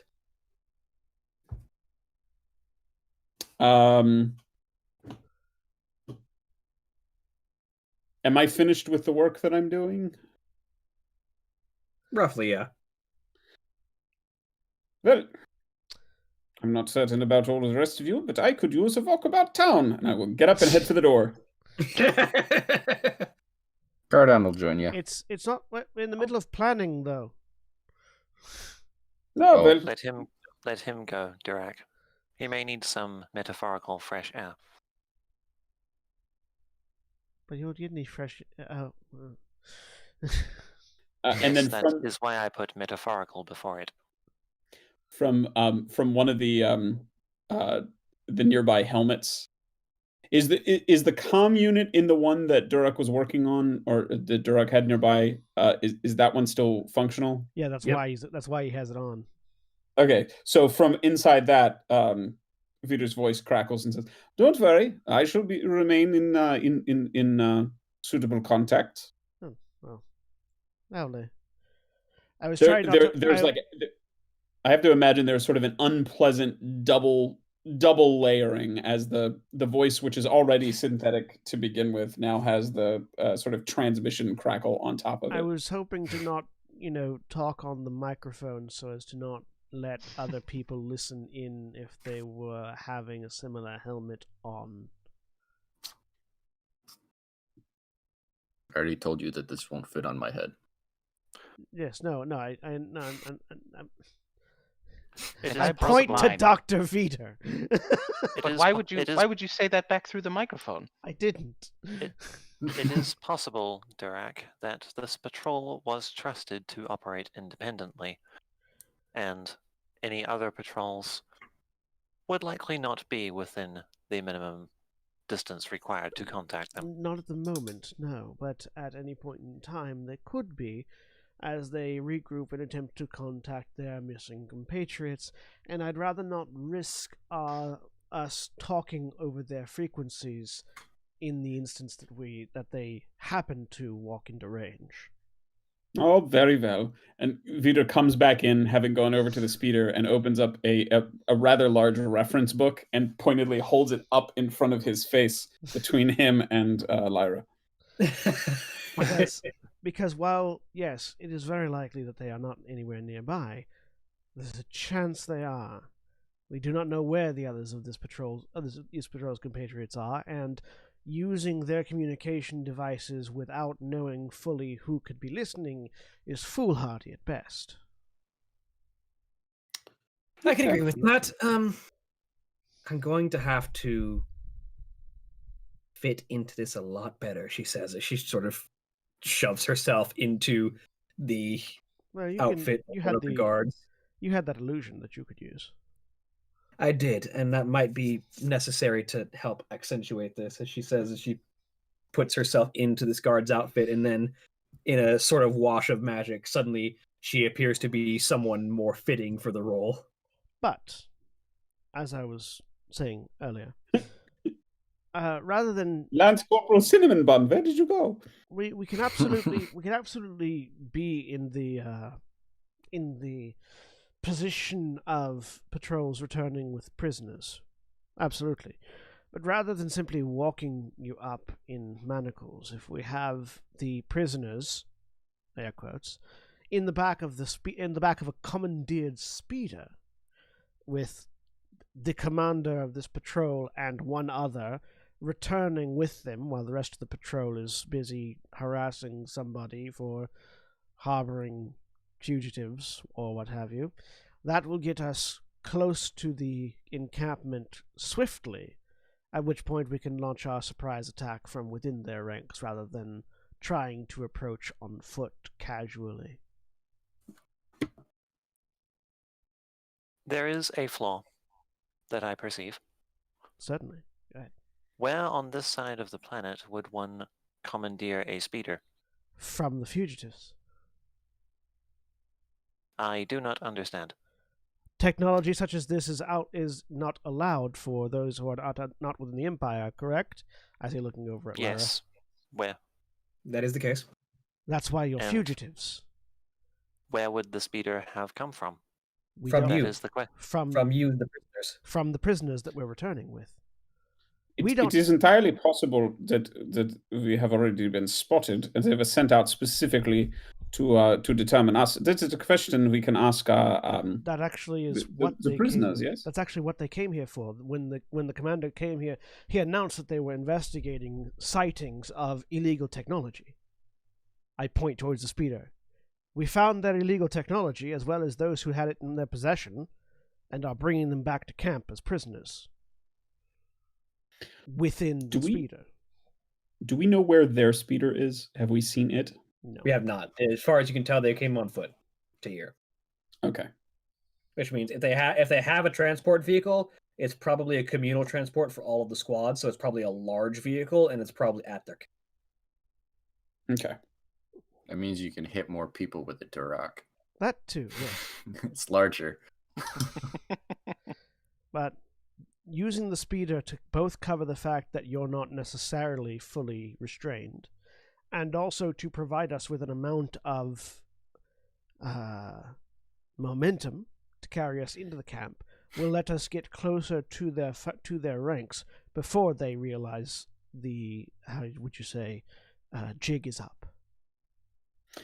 Would it be beneficial, Cotton, if this is something that you would be comfortable with in the first place, but to create a ruse under which you appear to be sedated or unconscious? That would be fine. Excellent. Yes, we could have the lot of you basically in the back of the speeder, appearing to be unconscious or in chains or both. Yes, and then we stop and all burst out like some sort of clown car. Is that the concept? Yes, once we're in the midst of them. Delightful. I quite like we're clowns. going to use the speeder. Hang on 1 second. Never mind.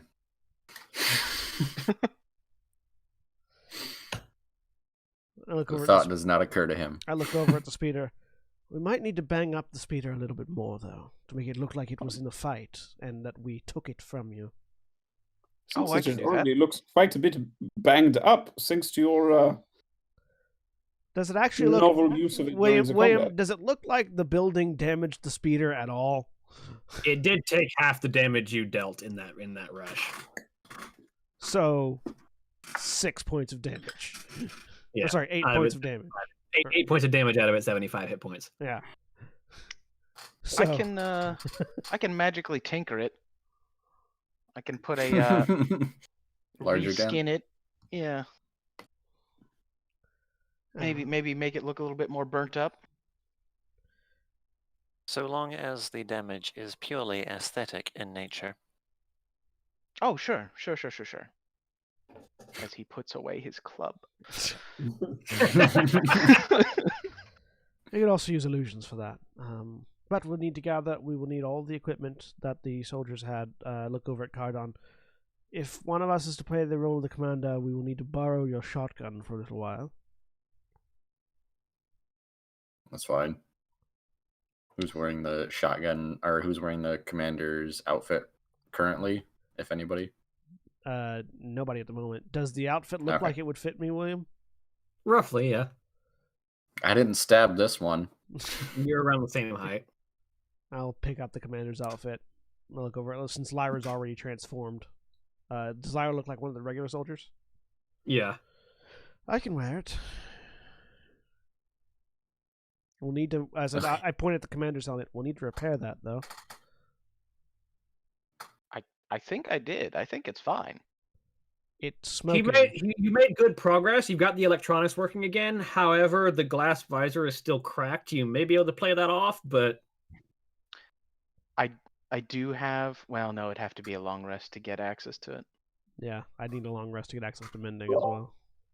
Well, I can get glass blowers tools. Oh.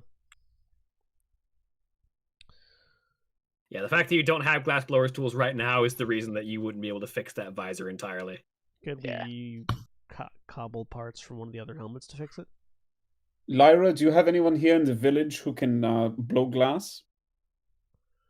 Not particularly, at least not to the advanced quality of these lenses. We might be able to fashion a cheap gimmick that won't stand up to inspection. I'll put it that way. Well, damage on the helmet might not be the... So long as it works, might not be the worst thing. You could pass it off as combat damage.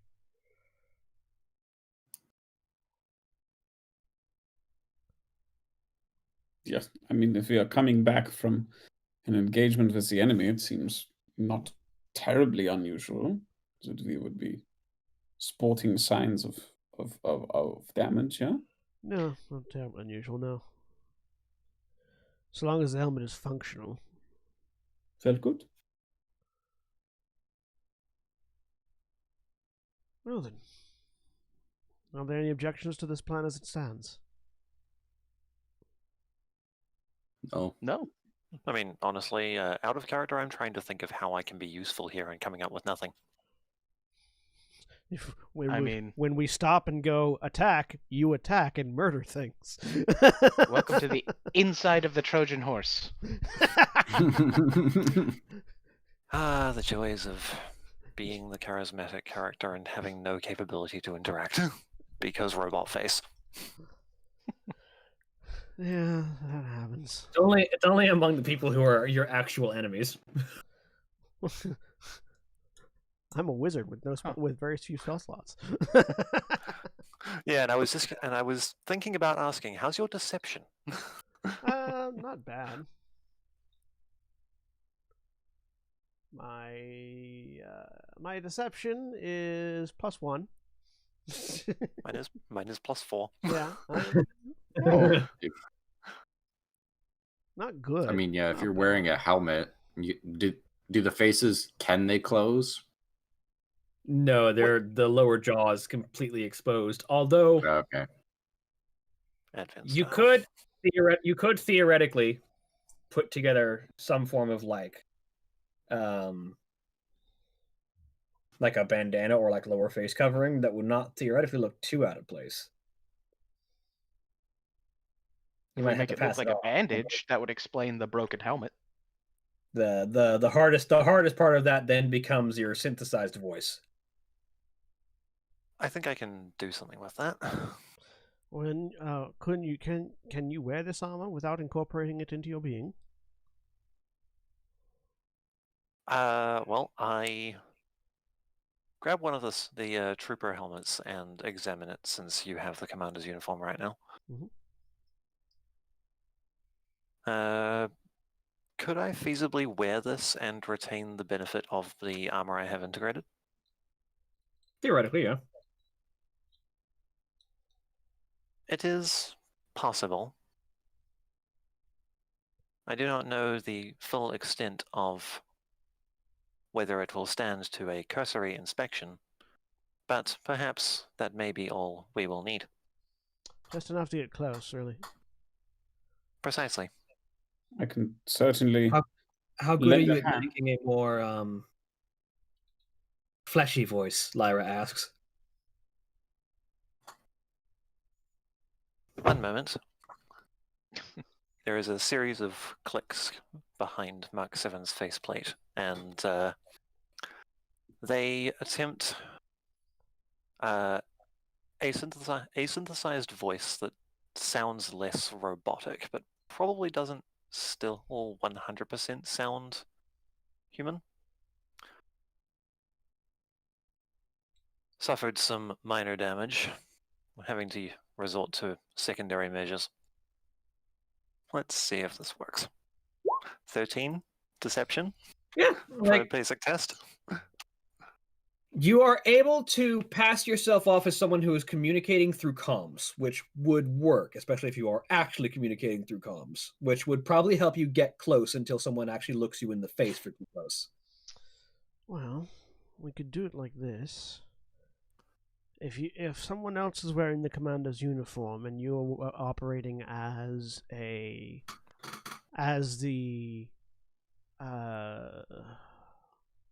communications officer, or Lyra, what's the basic compartment of a group such as this, sort of position and job wise, if you know? Typically Does speaking, appear- it's a bunch of ensigns and a sergeant. Yes, this appears to be a standard squad. So, would there be role differentiators amongst the ensigns? Would one be in charge of communications, one be in charge of acquisitions, things like that? Strictly speaking, the sergeant has general control and facility over his squad and will assign jobs to individuals as he sees fit. So most of them will be sort of jacks of all trades in that regard, having been assigned to whichever shit duty the sergeant felt was a good punishment or training exercise for them at the time. The sergeant is going to be the one that's under the most scrutiny, being the leader, if they're as militaristic as they appear to be. Which is why having you in a position of less direct scrutiny but still able to communicate would be ideal if possible. Someone who they will listen to but not necessarily look at too much while they're looking at the human. I can probably pull off the commander if you want me to wear the sergeant's armor. Well, no, this You are the infiltrator, after all. Yeah, that will also work. And could also look, if I have understood your capabilities correctly, could also look exactly like the commander, yeah? He is still alive. I'll just need to study his face for a minute. He is still alive. You can still hear his voice. We could lose the helmet, and that would be the reason why Mark 7 has to be the one communicating. As we're approaching. We don't even have to lose it. We could bring it with us. It is cracked, yeah? Oh yes, you could indicate that the sergeant's helmet communications have been damaged, and that's why you're talking and not the sergeant. That way, they're not looking too closely at you, but you are still our voice. And if I can get some time, a few hours maybe, to study his face, I can get his face and probably his voice if I wake him up. That'll work. Well, I drop back into my usual mechanical tone. We have some time before they will be expected back, but we should probably leave as soon as we are able. Yes, we'll need as much time as possible to locate the camp. We can. I believe the Lord General had stated that he would be able to determine the camp's location. Yes, hopefully, but if not, we might be driving around for some time. We don't want it to look like we don't know where we're going. Indeed. I shall see if I can pay him a visit to ascertain our objective. In the meantime, I suggest we patch up anyone that we can. Are any of you still injured? I have a bit more healing magic available.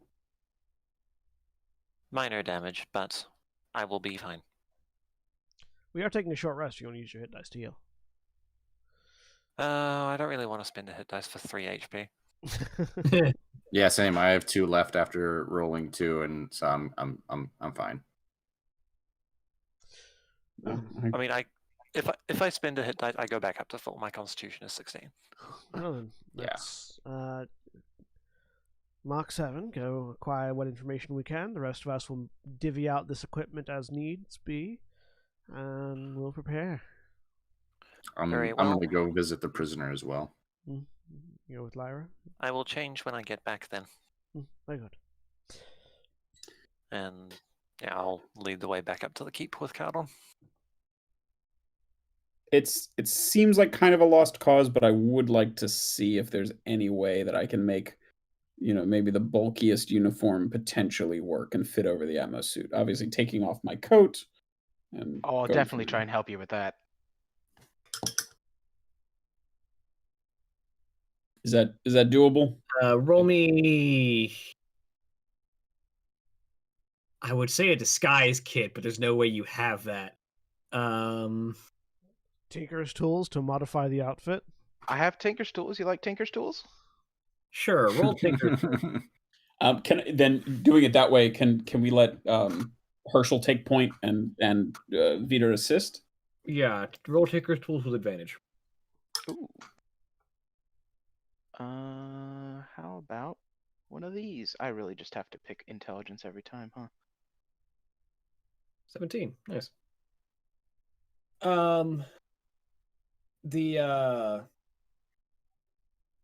It takes a bit of work, and it definitely probably won't hold up to a close inspection, but at the very least, you can probably pass by at a glance. Okay. The hardest part is still going to be your helmet.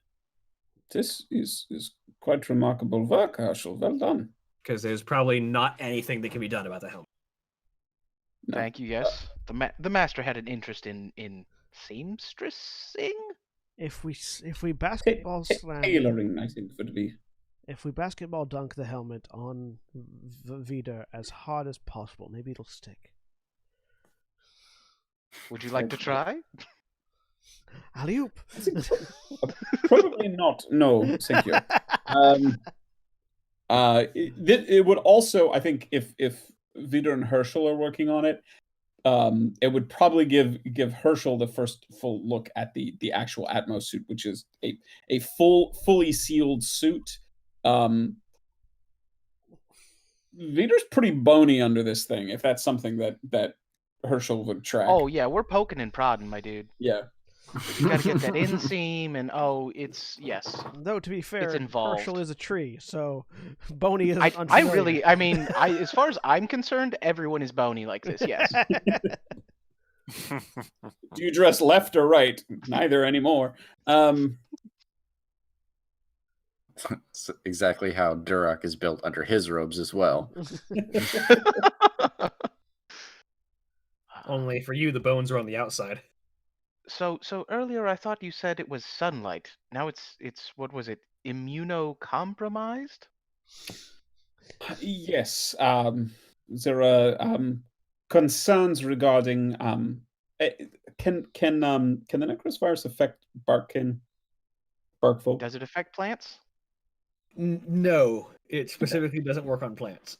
Okay. So Nothing about which you would specifically need to worry, but a medical condition of mine that makes quite a few things rather difficult. In fact, better that I stay in a contained system.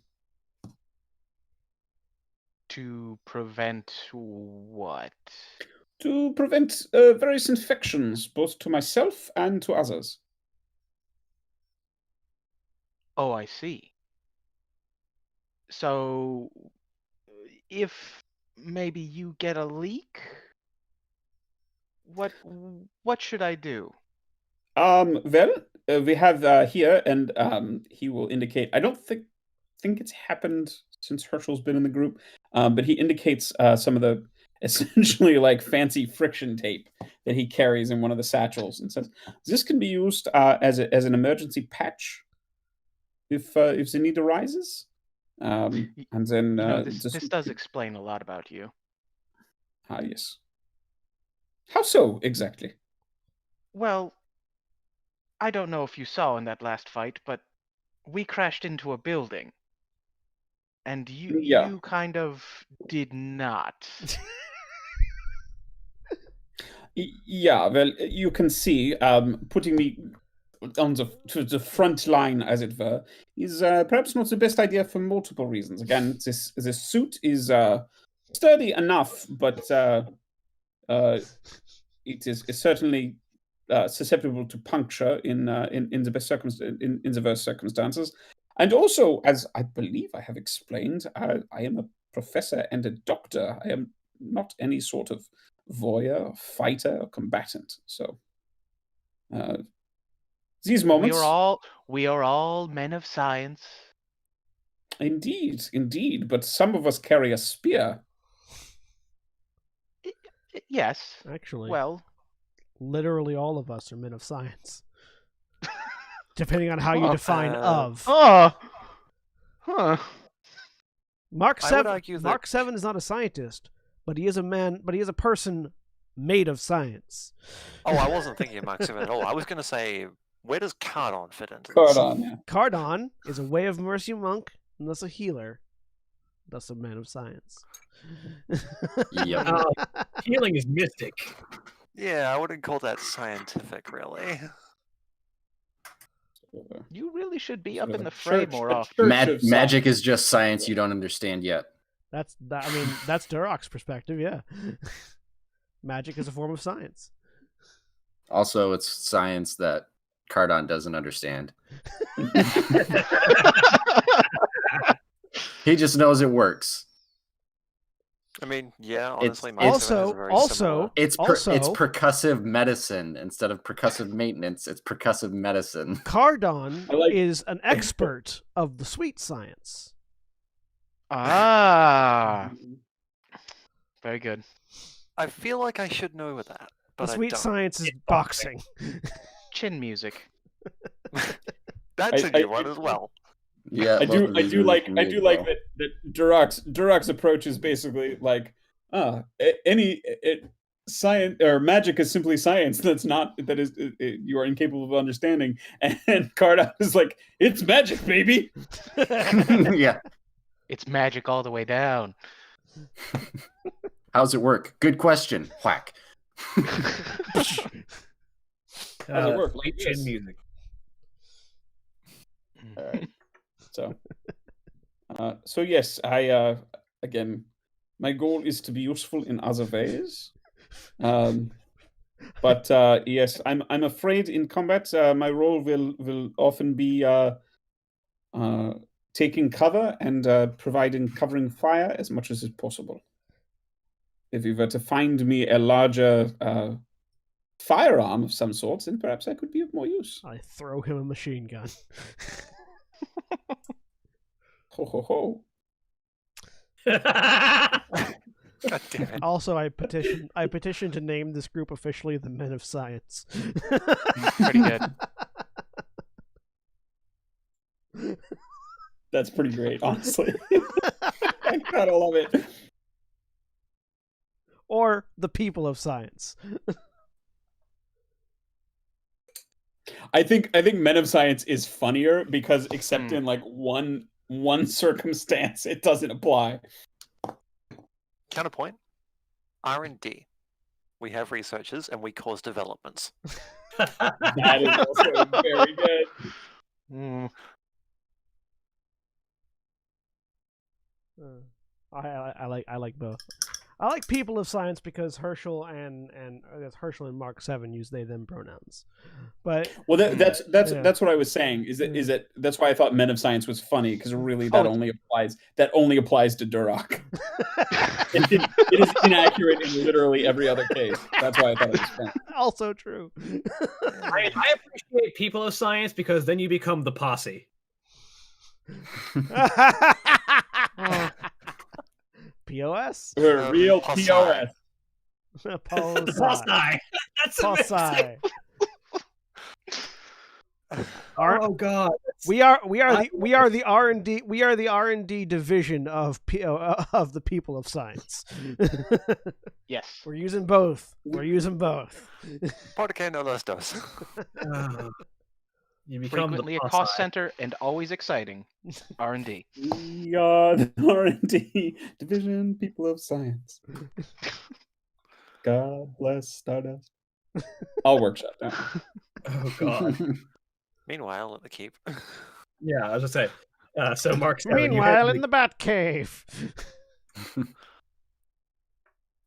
So as you enter the keep, the thing that immediately strikes you is the unique combination of magic and actual technology that is at work here. You suspect that if the Empire troopers had a problem with the land speeder, they'd have a conniption if they walked inside this keep. Yeah, okay. But you see that there are runic circles of various types on specific locations throughout the floor and on the walls, and also a variety of different humming machineries that are of various uses. Some of them less obvious and probably not necessarily known to the people that use them even. Just technology they've scavenged and made work and put in a corner. This definitely appears to has sort of the frenetic energy and constant humming noise of a collector's house, almost.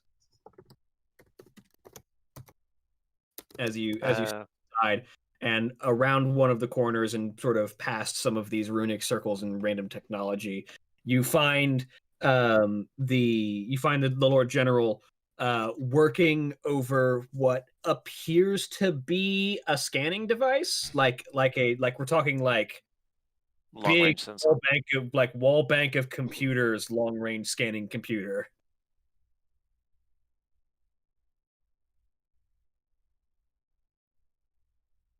And you're sort of turning dials and pressing buttons as you approach. There's a brief pause as You think you've Mark realized se- where you had that technological signal from when you were scanning the planet on the way down.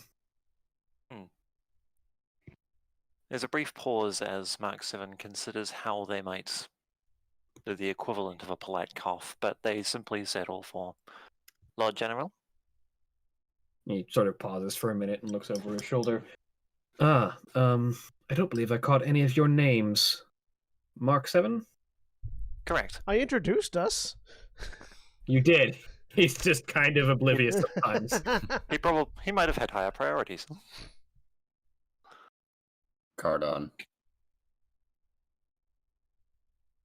We have a plan, but doubtless this is where you will determine the location of our adversaries' local camps.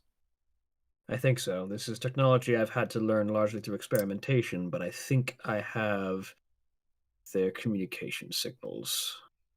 Understand, none of us were raised to use any of this.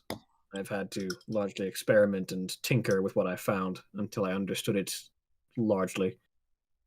I see. May I take a look? I could So- I could improve upon your understanding of these machines. Certainly, feel free. Oh, I will join him at the consoles and see what I can see. Which way to the prisoners? You'll find them if you take the next turn to your right and continue walking until you see a dark, shadowy staircase down into complete blackness.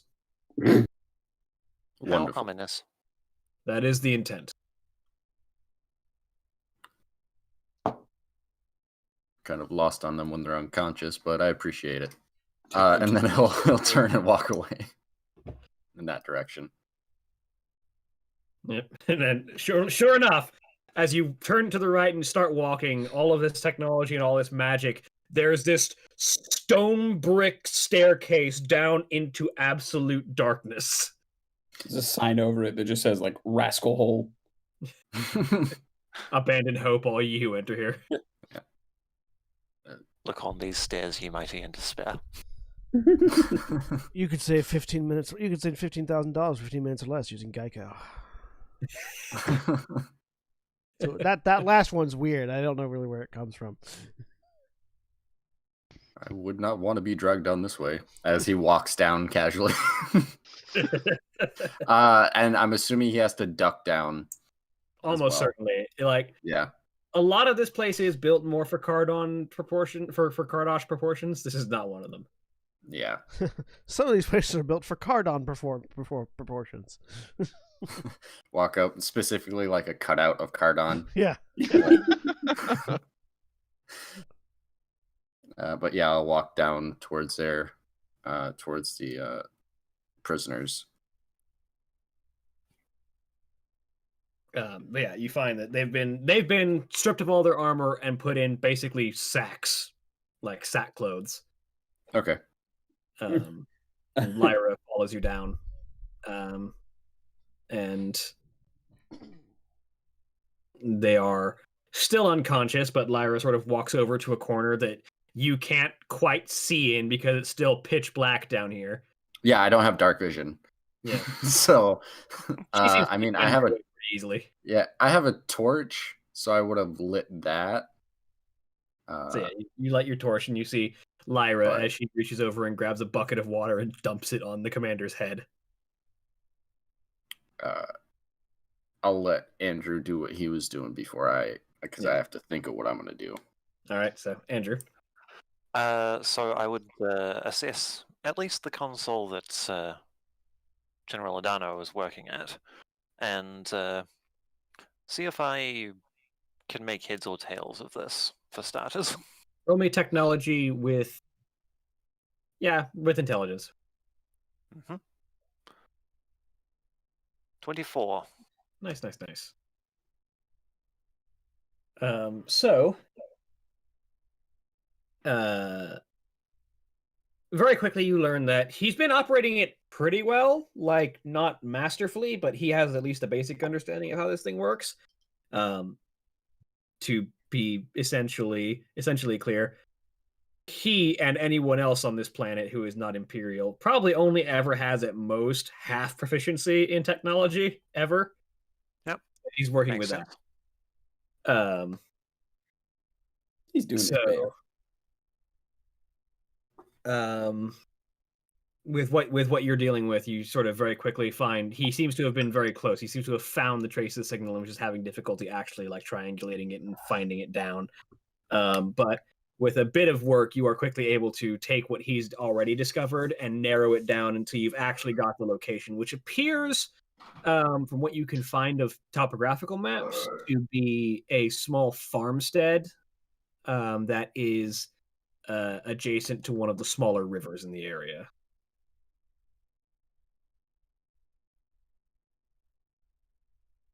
Ah, yes, here we are. Now, did you get any of that? I say, looking to the general as I indicate exactly what I've done. To a certain extent. I'll do my best to try and recall all of that when I attempt that again. If I had a spare slate, I would document my findings for you, but alas, I lack spares. Mm-hmm. Well, the farm that you found is one of the smaller individual homes that typically would provide food for the smaller villages on the outskirts. I wouldn't be surprised if they've either forcibly removed or killed the resident family to create their base. I was just going to ask. The latter is more likely if they resisted, which people around here aren't fond of the Empire, so good chances they did. It is good of them to resist, but unfortunate that they lose their lives for it. These barbarians need to be removed themselves. Such is the price of freedom occasionally when you are facing an overwhelming foe. But civilians? They are doubtless unarmed, and To the Empire, there are no civilians. There are either citizens or enemies. then they shall become casualties.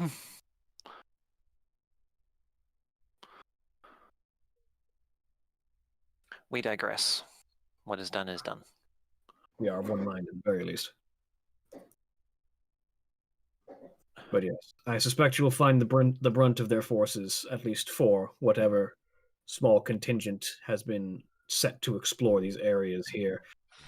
With any luck, you'll find them with at least some of the teams not present. An assault or an attack when the entire contingent is there, especially if they have one of their commanders present, would be not ideal. Although I suspect for this region, they would be unlikely to spare one of their real commanders. Too far from home, perhaps? Indeed. Their commanders are effective warriors and almost universally trained in magics. They are not enemies I would strike against lightly.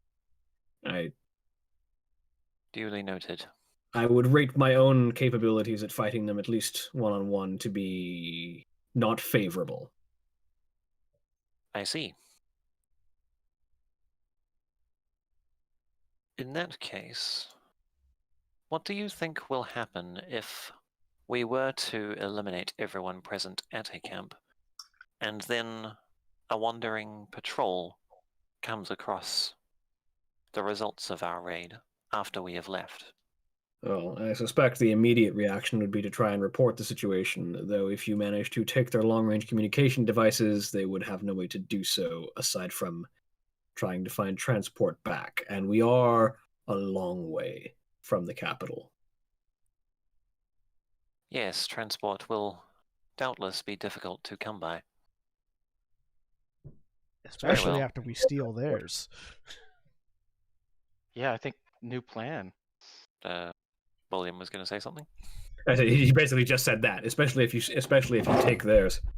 If we take their transport, Yes. it'll get us into their capital easier too, because it's one of them, not one of us. Yes, an Imperial transport would be useful to have when encountering their forces. Indeed. Perhaps we shall commandeer such a device along with at least one of their communicators, sabotage the rest. I do enjoy a good sabotage.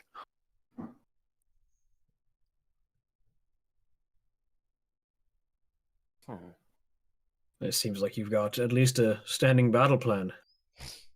Indeed. Though I cannot help but wonder if there is anything else we might do to aid you. Honestly, if this works out, you would have done quite a lot.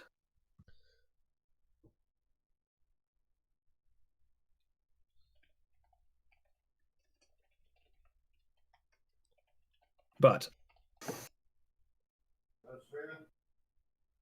if you need particular goals, I would ask that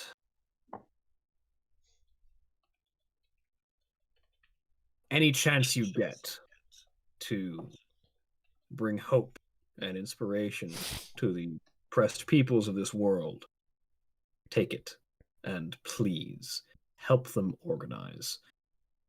If any of them can find their way to me or to any of the other grand leaders who stand in opposition to the Empire, the more we can consolidate our powers and resources, the better off we'll be. Any of those long-range communicators you find, if you could leave them with my allies, that would be beneficial. I had hoped to cause a considerable electrical discharge when an Imperial attempted to use one, if it had been left in their camp, but I can see how there would be much more of use to you and yours. I can mark the locations of all of my known allies' strongholds, all from here to the Empire, if you would like to know where places of respite might be, where you might be able to take a night's rest and find allies. That would be very welcome. I doubt we will reach the capital in one day. Indeed. With an Imperial armored convoy truck at your disposal, you should be able to breeze through most small outposts without any question, especially if you don't stop to answer anyone. And We can always bluster, if need be. indeed, if you make your way there and only stop with my allies, I suspect that you should be able to make it to the capital, or at least the outskirts of the capital, within a week. I am sure we will find ways to persuade the locals that we are not, in fact, Imperial. I gesture at myself a little bit. Shouldn't be too hard.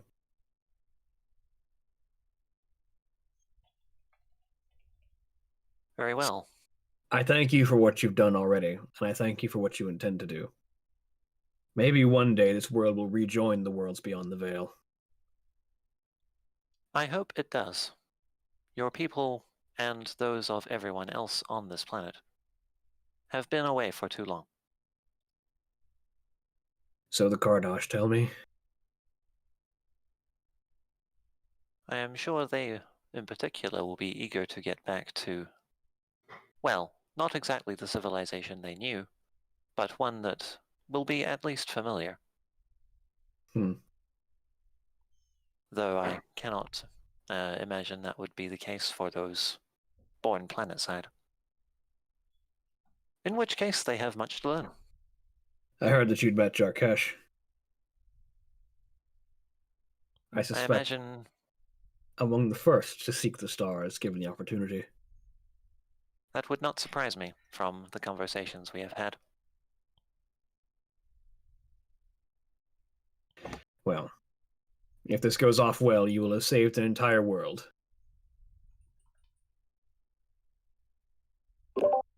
It would likely be remiss of me to say that this is just the beginning. But our contacts, shall we say, believe we have potential. I can see it as well. There is an energy in all of you. Yes, that is what powers my circuits and limbs.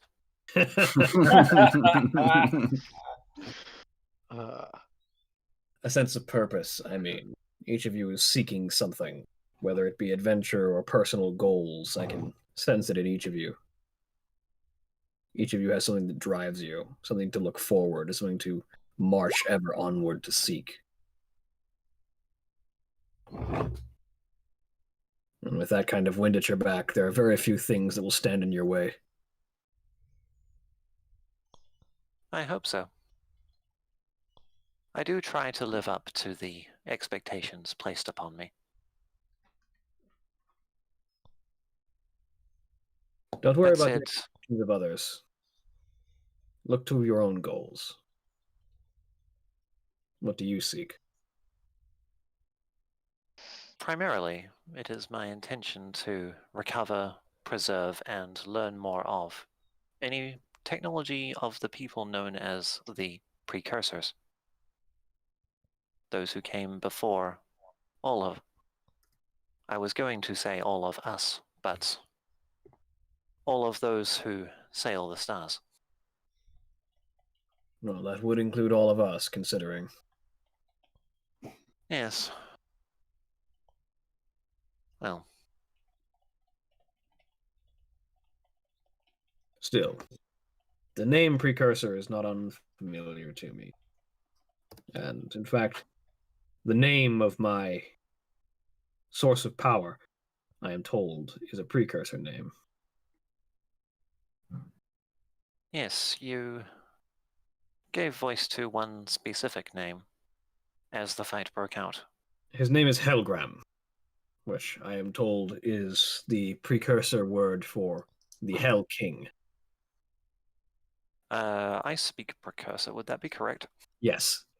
It's more specifically like the Lord of Hell or Hell Lord. King is kind of like rough translation, but it is a ruling entity over a realm of hell, or in this case, an underworld. I see. It is not an inaccurate translation, but not perfect. Though, doubtless it suits your needs. When the enemy seems to claim divine power, it seems only fitting that their opposition is in the form of a demon lord. Ironic, considering they act with demons under their employ. It does not seem to stop you from opposing them, though, from what I am told, their forces tend to clash frequently, for their own reasons. But that is... Your power is not evil per se. It is how it is used that matters. I strive to make use of it to better my people and grant them freedom. That is the best pursuit I can see. It is one of the best goals to have, to better the lives of others. Still. And your people respect you for it. But Still. I have taken enough of your time, Lord General. We now know where we are going. I have the coordinates. Thank you. And we will return with as much as we can carry. And hopefully more. I appreciate that. And may you go ever onward and find that which you seek. And with that, we will go ahead and end for the week. Say goodbye, everybody. Bye. Bye, everybody. Bye. Goodbye.